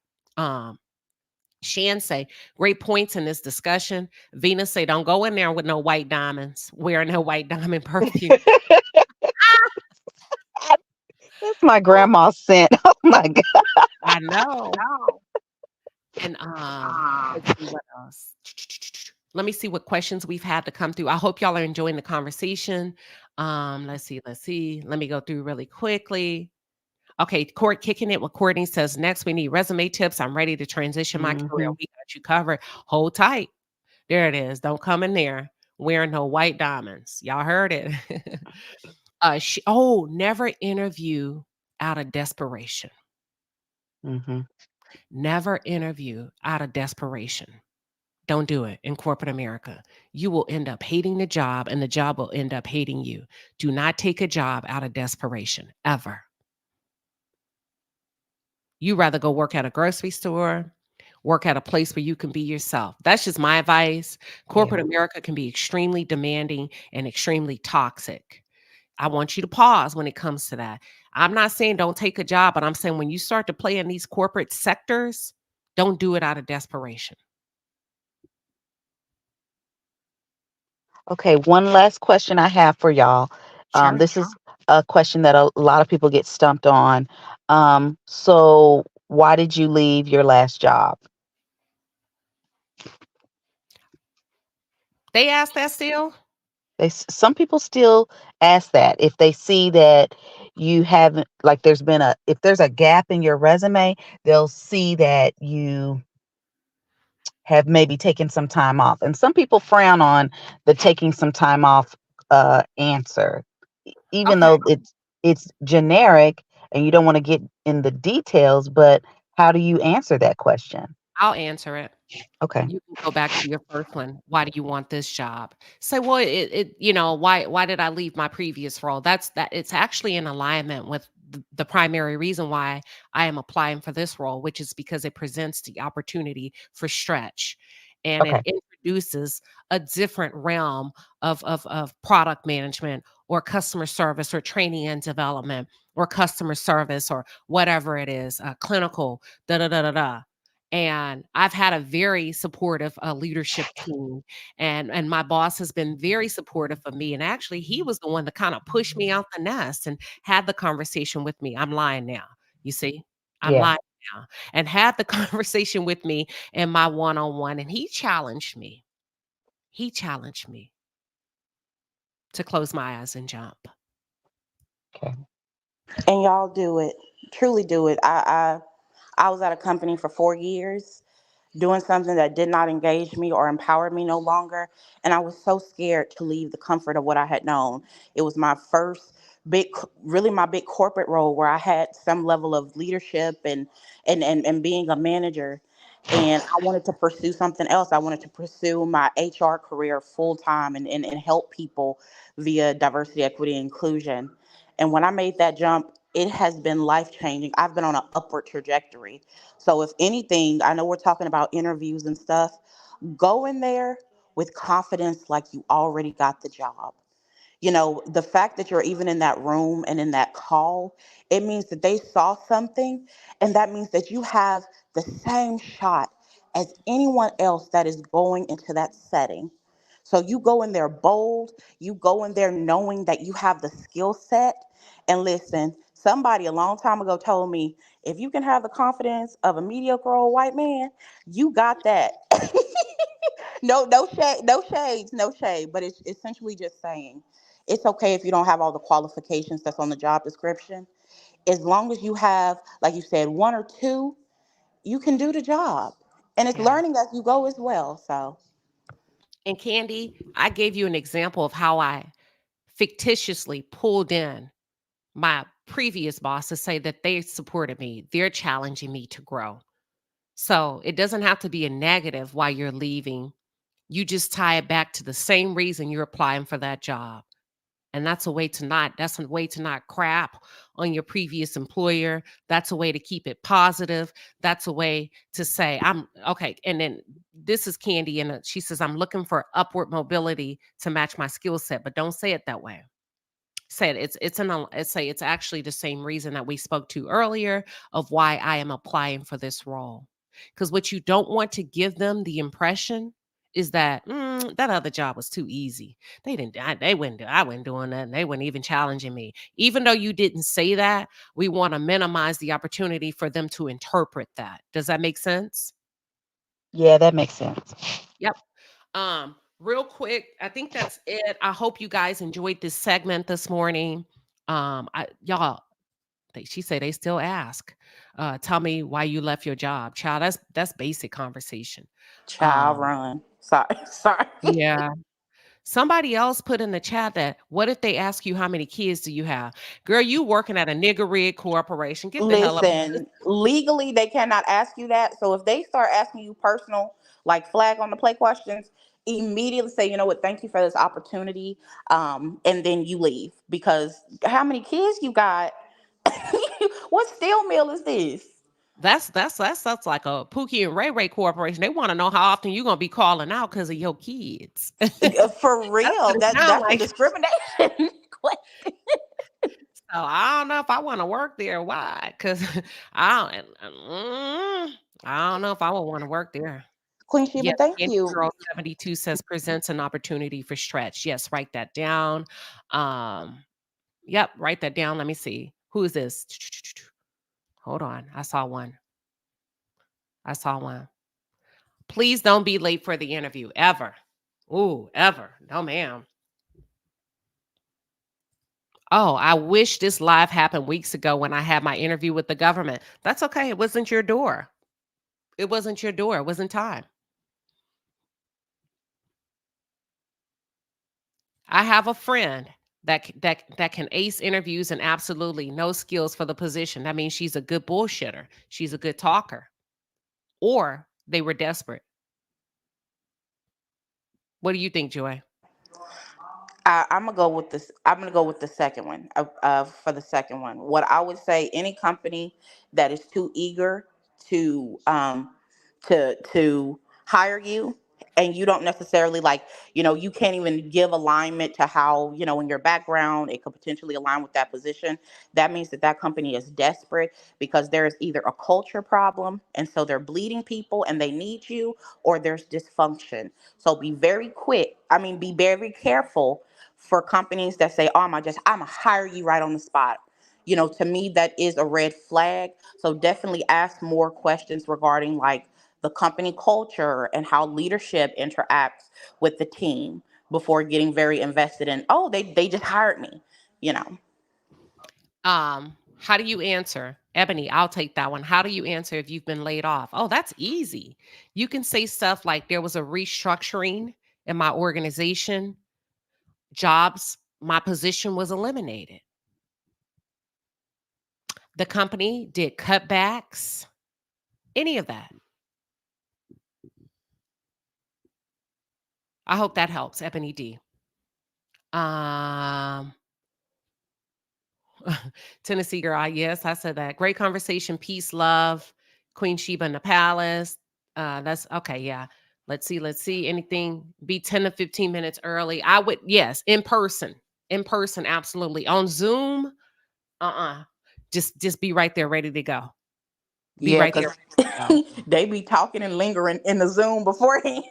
Yeah, don't log on to Zoom early. As a matter of fact, I log on to Zoom 60 seconds late if it's an interview, because I want them to get in there and get settled.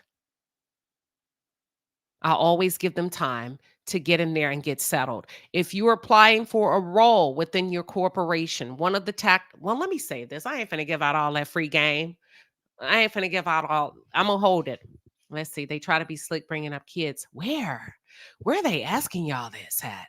They try to be slick by bringing up their kids first and asking, hold on, they try to be slick by bringing up their kids first and then asking, you know what I mean? So they can find out about your kids. I wouldn't talk about anything personal. Yeah, don't do that. View. And any interview where they're asking personal information like that, that is a red flag, y'all. Like, legally, we cannot ask you about your parental status, religion, in any of those kind of things.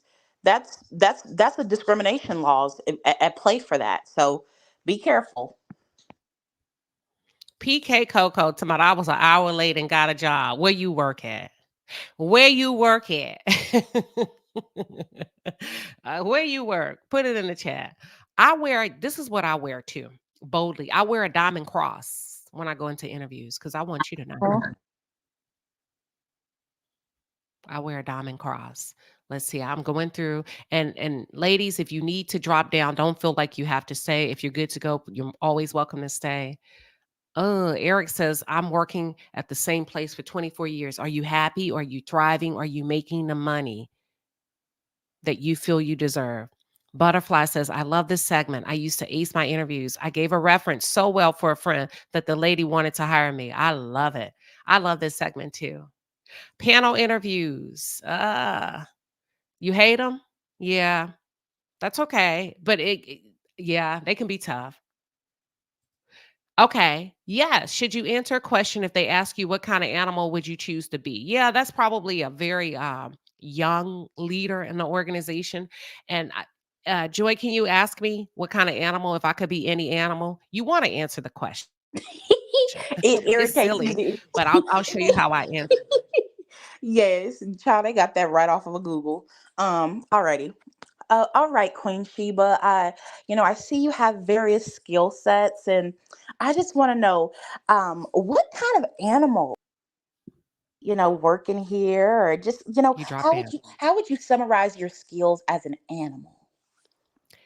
If I could choose an animal, if I could be any animal, I would probably choose to be an orangutan. Don't laugh, y'all. I would probably choose to be an orangutan because they are the only primates that could actually smile.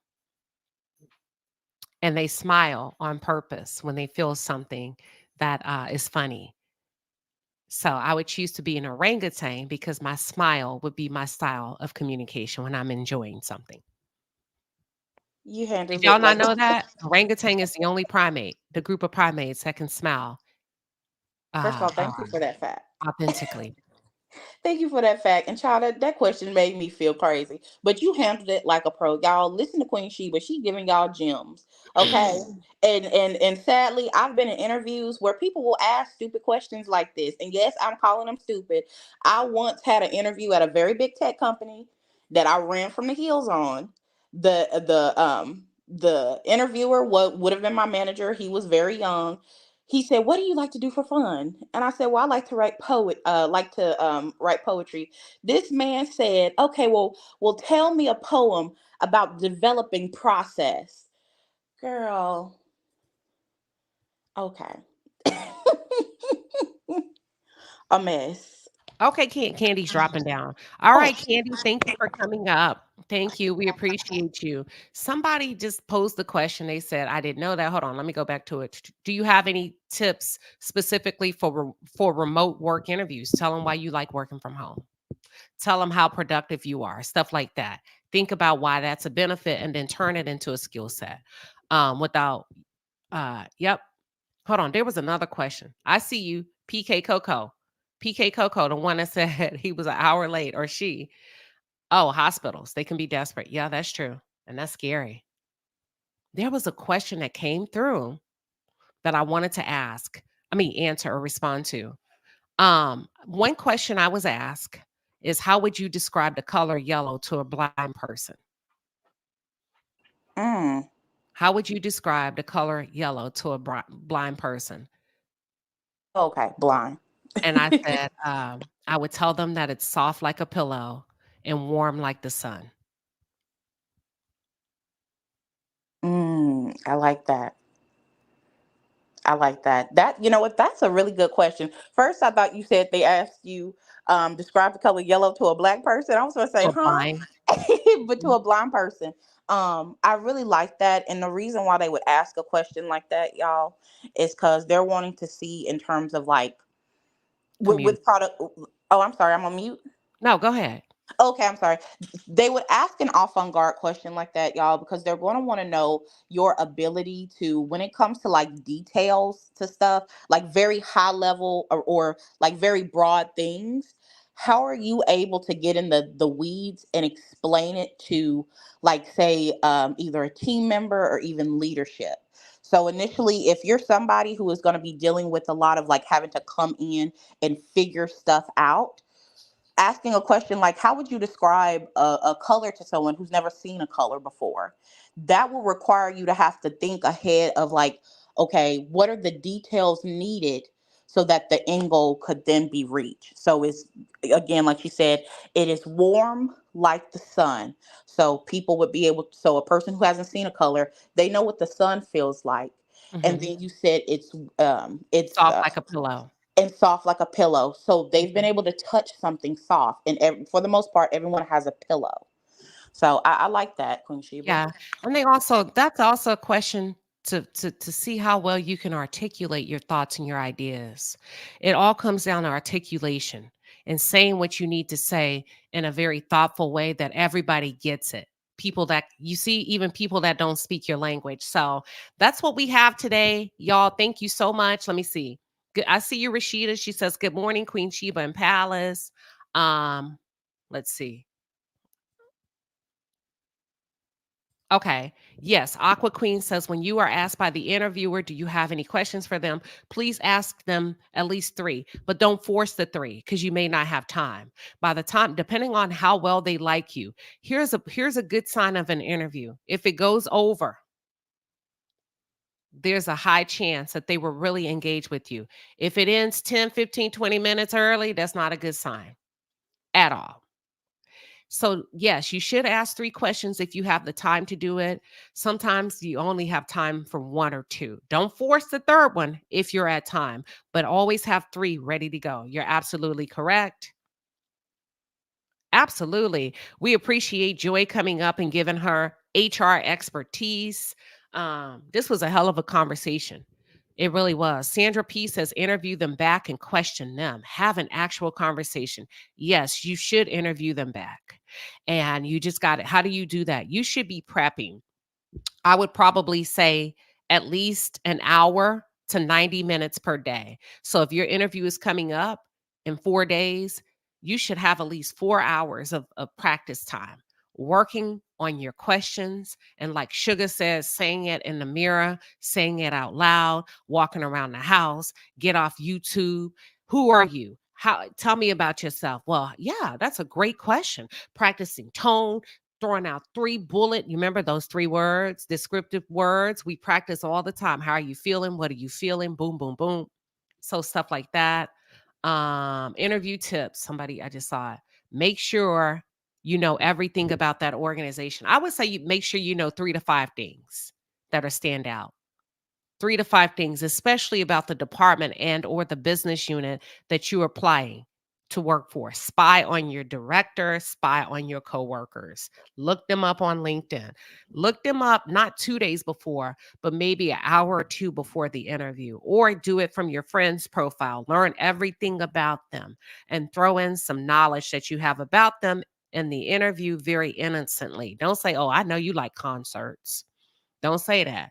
I know you like beer.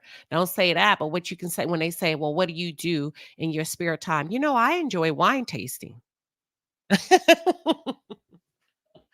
You see how you can be slick and establish a rapport. That's it. Joy, what do you think? No, you're definitely right. And a little trick that I do, if their profile is open enough, I like to go into their posts to see what they've engaged with. That gives me also a deeper understanding of, like, from a career standpoint, what are things that are their interests, so that I can, again, like you said, bring it up in the interview. Yep. All good stuff. So every Wednesday, y'all, we go into a high topic, then we shift into corporate America. We are all things corporate America over here. PK Coco said, this is my first chat here. This was awesome. And we hope to see you back next week for coffee talk. Lady J said, ask at least 2. Yes, if time permits. The first, you need to ask the same questions over and over. That's what I would say. Don't wear pearls, ladies, to the interview. It's going to age you. It's going to say, I'm dated. I'm out, don't wear no pearls. Lisa 1100 said, this made my day. Love you, Queen Sheba. Yes. And a huge thanks to the panel. PK Coco says, I am ready for my next interview. I'll be on time. You better be on time. You better be on time. Lady J Great says, great conversation and information. Lies and more lies. Is there a way to go to HR if you feel you're unpaid amongst your teammates? Where one revealed their story. Oh, one revealed their salary to me. I believe favoritism is being used. Let me answer that. I'm going to give you a real ass answer. They pay. And this is going to sound so harsh, but I learned this from Jim Rohn, who's since passed. Y'all, we have a running joke in the palace that I often say behind the walls of the palace. I love listening to old white men. I love listening to old white men.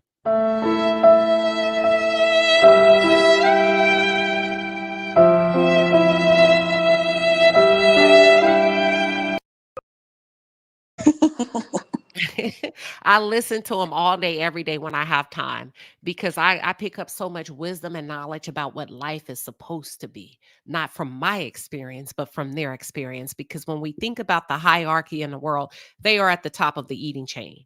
What is it called? The eating, is that the eating chain? The food What's chain. another? The food chain. Okay. Yeah. Okay. So when you say, can I go to HR about, no, that's the quickest way to get fired. If you do, the clock starts ticking. Jim Rohn says they pay, they just don't pay you. The worst thing to do is ask for a raise. The worst thing to do is to go in and ask for a raise. What you should be doing is sliding your credentials across the table and speaking to the phenomenal things that you've done to enhance your skills and also to enhance the organization and the enterprise, and how you've been effective in making a positive impact on the team and or the enterprise. If you have done that and you are not receiving the pay, it is time to go. Joy? Oh, your sound cut out. That's my straight up real unfiltered raw response to you. Okay, Joy, what do you think about what I just said?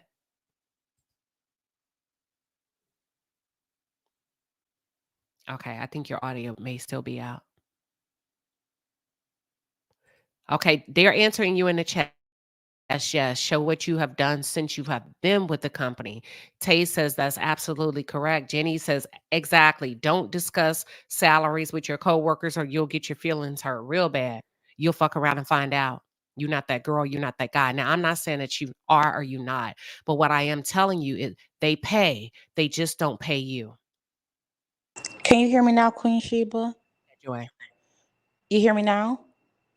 Yep, we can hear you. Okay, my apologies for that cutout, y'all. I definitely agree with Queen Sheba. Again, I don't want to create a negative stigma around HR, or some companies call them people operations. But it's just, again, it's important when you know about like your business, like again, handling your business within the business. Going to HR and saying, I've had conversations about my salary with another coworker, and now I feel like it's favoritism without any additional backed information. It places a negative light on you. They're not going to look at, oh, this person is underpaid. It's going to give a negative connotation to you. And that's why I agree with Queen Sheba that if you discover that you're doing the same role with the same amount of work and you're not getting paid to the same, at the same level, and you feel like you are being significantly underpaid, look at that as an opportunity to move to your greater. Have a plan in place of how you want to transition to another company. Don't set off alarms or burn everything down, but you have a plan of how you're going to exit that. Thank you. And if you feel like no, this is worth fighting for, this is how you do it. Don't go straight to HR. Okay. You want to start with your leadership, who you directly report to first, and what you want to go in. And my advice to you is don't go in saying, I'm only making this, and he making that, or she's making that. In your one-on-one, here's what you present. Hey, listen, I know I've been here 10 years and I've been doing some thinking. And here's a couple of things that come to mind when it comes to wins. Here's some examples of how I've won within the organization. You don't want it to be about you. If you talk about you, anything you should talk about is how you've applied whatever it is about you to the organization. And can I say Um, something, Queen Sheba? I'm so sorry if I'm cutting you off. Yeah, yeah. Let me finish real quick, Joy. Hold on. Okay. And then line it out and talk about here's where I'm at with my skill set. Here's some of the things that I feel like I've done well on the behalf of the organization. Currently, this is my pay rate. Can you coach me or guide me to how I can increase my income? What are some ways? Because currently I'm sitting at, let's just say 80,000. And I think that's the minimum pay for this role. And I've been here 10 years. Are there some opportunities for me when it comes to self-development, professional development, and or personal development? And see what they say. They could say, oh my gosh, you know what? You're right. Let me go talk to HR and see what we can do for you. It can be as simple as that. Or they can say, listen, so yes, you've been here for 10 years and you're an excellent employee. In order for me to get you there financially, I need you to get certified in ABCD. Go ahead, Joy. Thank you for saying that, Queen Sheba. Definitely, going back to speak to your manager. And I also want to clarify something. The gag is in terms of like not the part about not going to HR. The HR does not create your salary. That actually comes directly from your manager. Every role that your manager is hiring for, every role that your department hires for, they have a budget and they determine how much they are actually going to pay somebody. So a lot of times people think, well, HR is the person who they are the first, middle, and last stop. No, that directly goes back to your manager. And that's why I say transition. You heard it here first. Yep, you heard it here first. And if you ever forget, you can go to 2 hour and 30-minute timestamp to say, how did they say I could go in and ask for a raise without throwing anybody else under the bus or going in with a negative spirit of complaint attitude? We just gave it to you. Yep. Dee Dee Star says, that is good to know. We'll take 2 more questions and then we are off and running to the races. Any more questions? Any more questions?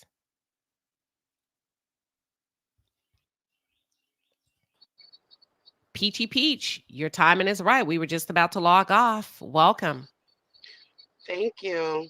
I just wanted to come on and say that I am glad that I able to click on and able to come in into the segment, and it was very refreshing. I love every minute of it.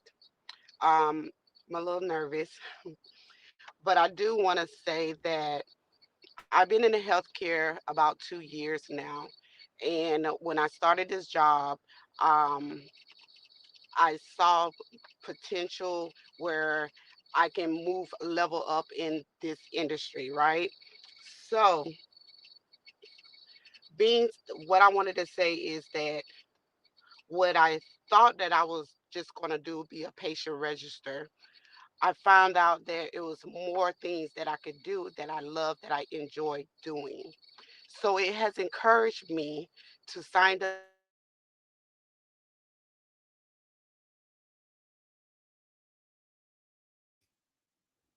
like Did we lose her? Did I lose you? I Joy, did can't. I lose? I I lost can't. you. Yeah, I can't hear her either, Queen She. But for some reason, StreamYard is acting weird on our end. Yeah, Peachy, I don't know if you can hear us, but your audio completely went out. We can do mic check. You want to drop down and come right back up, Peachy, if you can hear us. Let's see. Mic check, mic check. She's going to come back. Mary Faith Carter says 3 questions. How long have you been in your company? Do you like to come up near, huh? Do you like to come up near your width? And what was the, Mary, I'm going to need you to rewrite that. And what was the gruffy was in the wit, the company? Yeah, you're going to have to rewrite that one, Mary. I can follow along. What y'all got in them coffee cups? Gruffy. I What would was hear the love. me now? gruffy? Yeah, I love it. Welcome back. I want to know what was the gruffy. All right, come Huh? on, Peachy. Now you're back. We can hear you. Go ahead. Okay. So what I was saying is that the job that I'm on now in the healthcare has encouraged me to go back to school again for billing and coding. And so I'm um I'm excited, and I started back, and it's like I'm finally found my niche of what I want to do. And I just want to express that to everyone, how sometimes you go to a job, you get the job, and you're working in that field, and sometimes that job will lead you to what you really want to do in life. And that's it. That's all I had to say. Thank you, Peachy. That's beautiful. Thank you for coming up. It's her first time. She was a little bit Yeah. nervous, but she did a really good job. And that's what we're here for. Thank you for coming up. Thank you. Y'all have a blessed day. You too. I have a question that's coming in from a man in the chat. I'll give it a shot. Um, yeah, she did a really good job, didn't she, Joy? She did. Good job, PG. Okay, let me pull it up. Okay, hold on, hold on. Let me find it. Where did it go? It's a good question. I'll So answer it first, Joy. and then you give your thoughts. Okay. This is from, I presume, an African American male. I could be wrong. Girl Baby 3. Good morning. How should an African American man wear his long dreads to an interview? Let me give you my thoughts. Number one, I would say it's based on the job you're applying for. But my notion for everything is behave like where you're going, not where you're at. So I would probably say pulled back off of your face, have your fade tapered, your face scrubbed, get your cut. You know how y'all do the little cut around the dreads and everything's lined up? That Saturday, that Friday before your interview, make sure your barber hooks you up real nice. Make sure you whiten your teeth, use some exfoliant to scrub your face, and you shine on camera. I would probably say pull them back really nice. What would you say, Joy? I agree completely with what you said, Queen Sheba. I would pull your hair back, make sure you're cleanly shaved, meaning like if you have a beard or anything, make sure, like you said, hit that barbershop. And I would also recommend, and this would go for any man, don't have on any ear jewelry.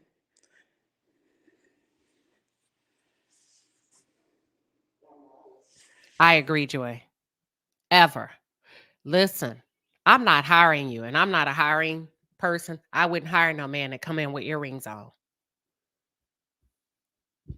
Because Yeah. I'm gonna say he played too much. He played too much. He'll play. I don't know. You're gonna get judged. They're judging you anyway. I don't And need no more of them unfortunately, up it's here. true. It's unfortunately it's true because again, like for me, it wouldn't be a problem. But think about it: if you're going into a panel, you're not only having to, engage, show your skill sets, but you're also combating against people's unconscious bias. And real talk, y'all, if you're a person of color, 9 out of 10 times you are not going in a space where you're going to see people that look like you. I at times am the only person of color on an interview panel. And so again, you're going to be coming up against a lot. So in hearing what Queen Sheba is saying or what I'm saying, we're not saying to change yourself, or a lot of people say, oh, you're whitewashing yourself. No, we're saying, again, scan your environment and make the changes that you can change. Oh, that's good stuff. And I'm gonna tell y'all something. Forbes magazine, I think it was Forbes magazine, did a research and a study. Do you know thinner women are often offered a higher salary than women that pack a little bit more weight? They did a research, y'all. This is fact, not feelings. Thinner women are often hired and offered, are often offered a higher salary than women who are a little bit more round. That's the first thing. Hmm. Heavier men are often perceived to be more intelligent than slimmer men. Very Forbes true. did that study. And it's sad. And this is coming for somebody who I'm a plus size woman. Queen Sheba knows what I look like. When I go in a room, I have to be, like you said, confident and stand bold in my skill set. Because when you are a black woman, on top of being a plus size woman, all of the negative thoughts that people either have or they're fighting not to have, it is going to surface up. And there's actual data that says if you are heavier set, they aren't going to pay you as much as someone who is thinner, which Yep. is sad, but it is true. There are different stereotypes, sadly, for how you show up. So that's why we're saying try to find something that you can connect to visibly in that room. The Yep. way I talk here, baby, I know how to code switch, okay? I unfortunately I know how to code switch because going in as a plus size black woman with a southern twang, it's always going to be undermined. So it's unfortunate, but thank you for bringing that fact up, Queen Sheba. Absolutely. And girl baby, the ladies are giving you some tips. Let me go back and read it. They're saying that pull your hair back in a fishtail, groom your dreads. It's important.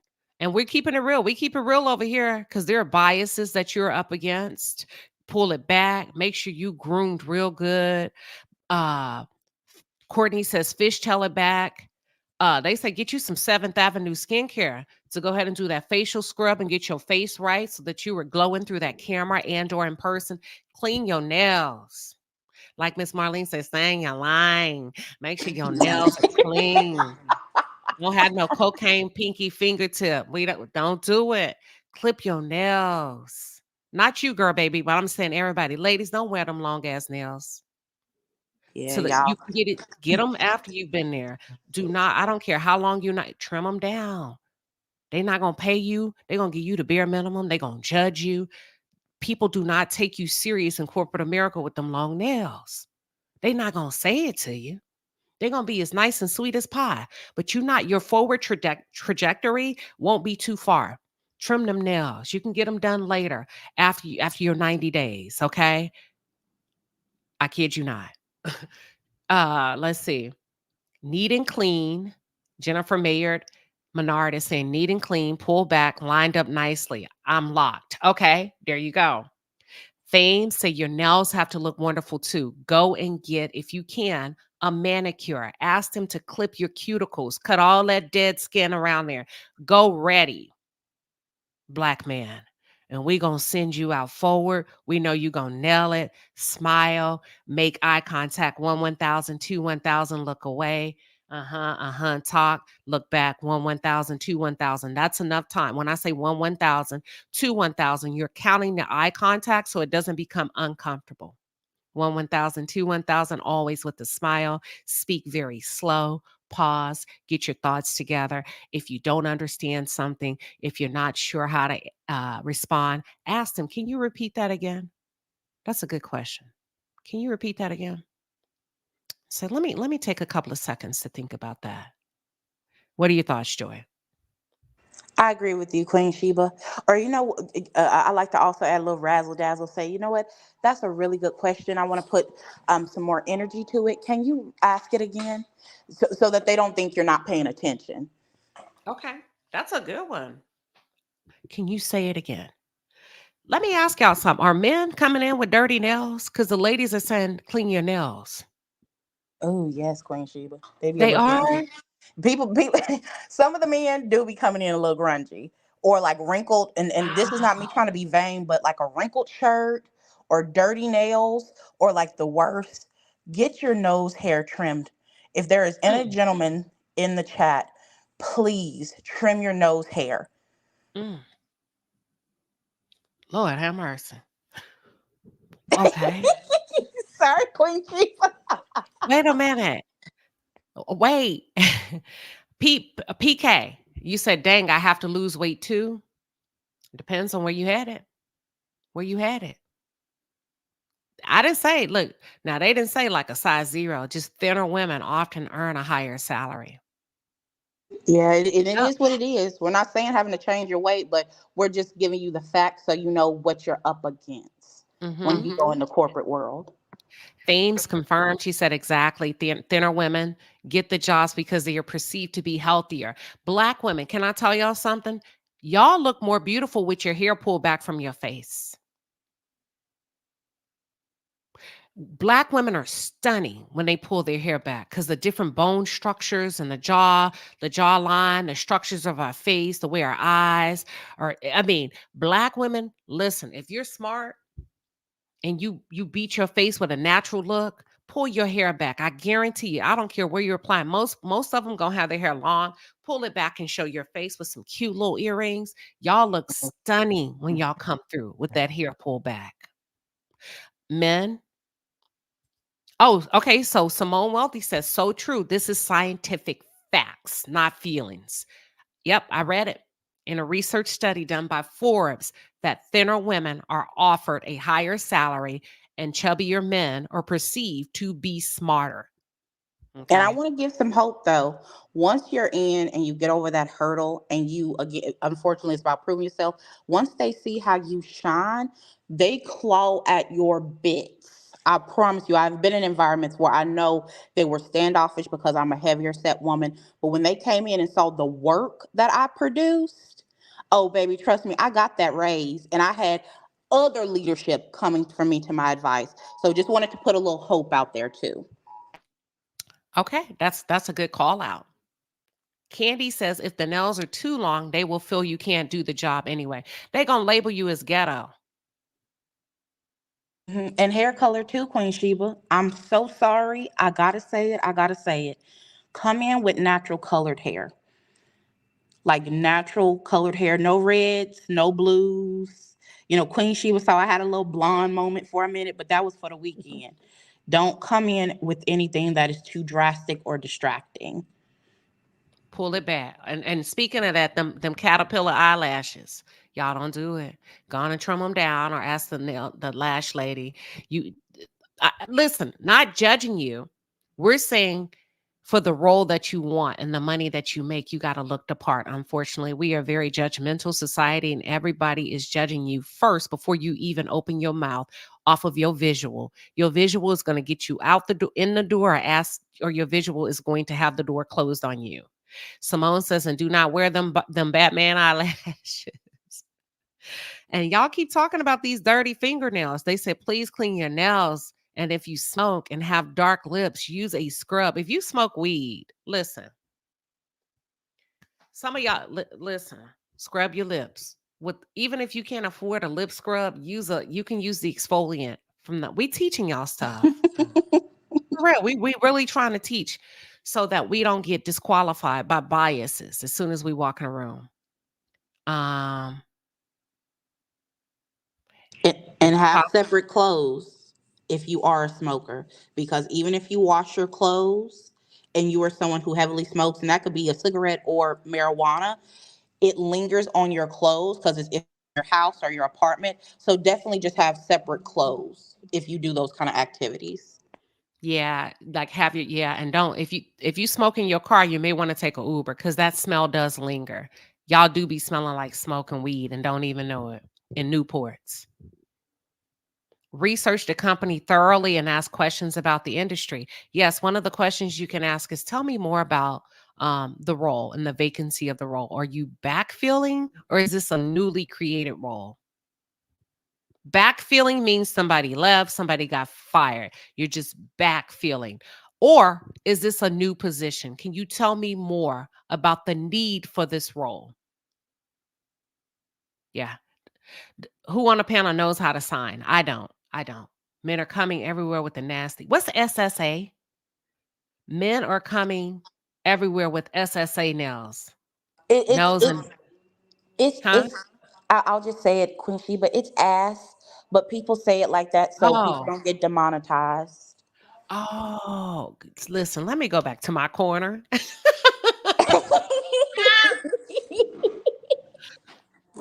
Okay, men are coming everywhere with nasty ass nails, nose and ear hair. Please cut it. Okay, so my thing is this, ladies. How come y'all letting them leave a house like that? I don't know who watching over them, but I'm telling y'all, I done seen some things in these Go interviews. ahead. I don't know who watching over them. We got to get the village together, Queen Sheba, because I just don't know. Maybe we need a segment just for men. I think it would be beneficial. And can we also teach about how to set up your laptop as well? Because the angles be killing me. Oh, Queen Sheba, I sat through a 30-minute interview with this grown man who I know he was grown. The way his nose hairs and his boogies was talking to me for that whole 30 minutes, he Mm-mm. could have told me he was a rocket scientist and I wouldn't have heard any of it. It was so distracting. Oh. He didn't take it serious and minimize background noise. My best friend is a recruiter, a headhunter for high level positions, and they pay extremely well. He says, when the recruiter screens you, he says, child, you hear people flushing toilets in the background. They just don't take it serious. And because you become conditioned to your environment, that to you is normal and you don't see it as an outlier, but they're listening, y'all. They're judging and all of that. Very helpful information today.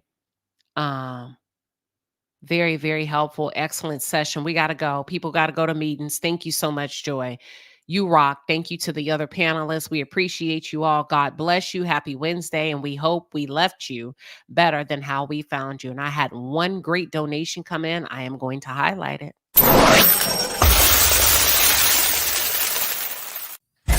All right, Palace, the Super Chat Squad is in the building. We appreciate you, baby. The Super Chats are fire.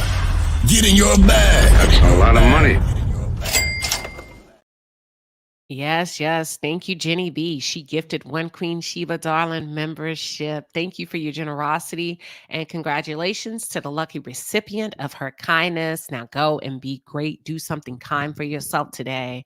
Polish off those resumes. We got something cooking for you in the lab as it relates to all things corporate America here in the palace, baby. Don't get left behind. Study long, study wrong. And with that being said, we are out. We are out here. Bye, Queen Sheba. Have a good day, Palace, and thank you again. You too. Thank you, Joy. We'll see you soon.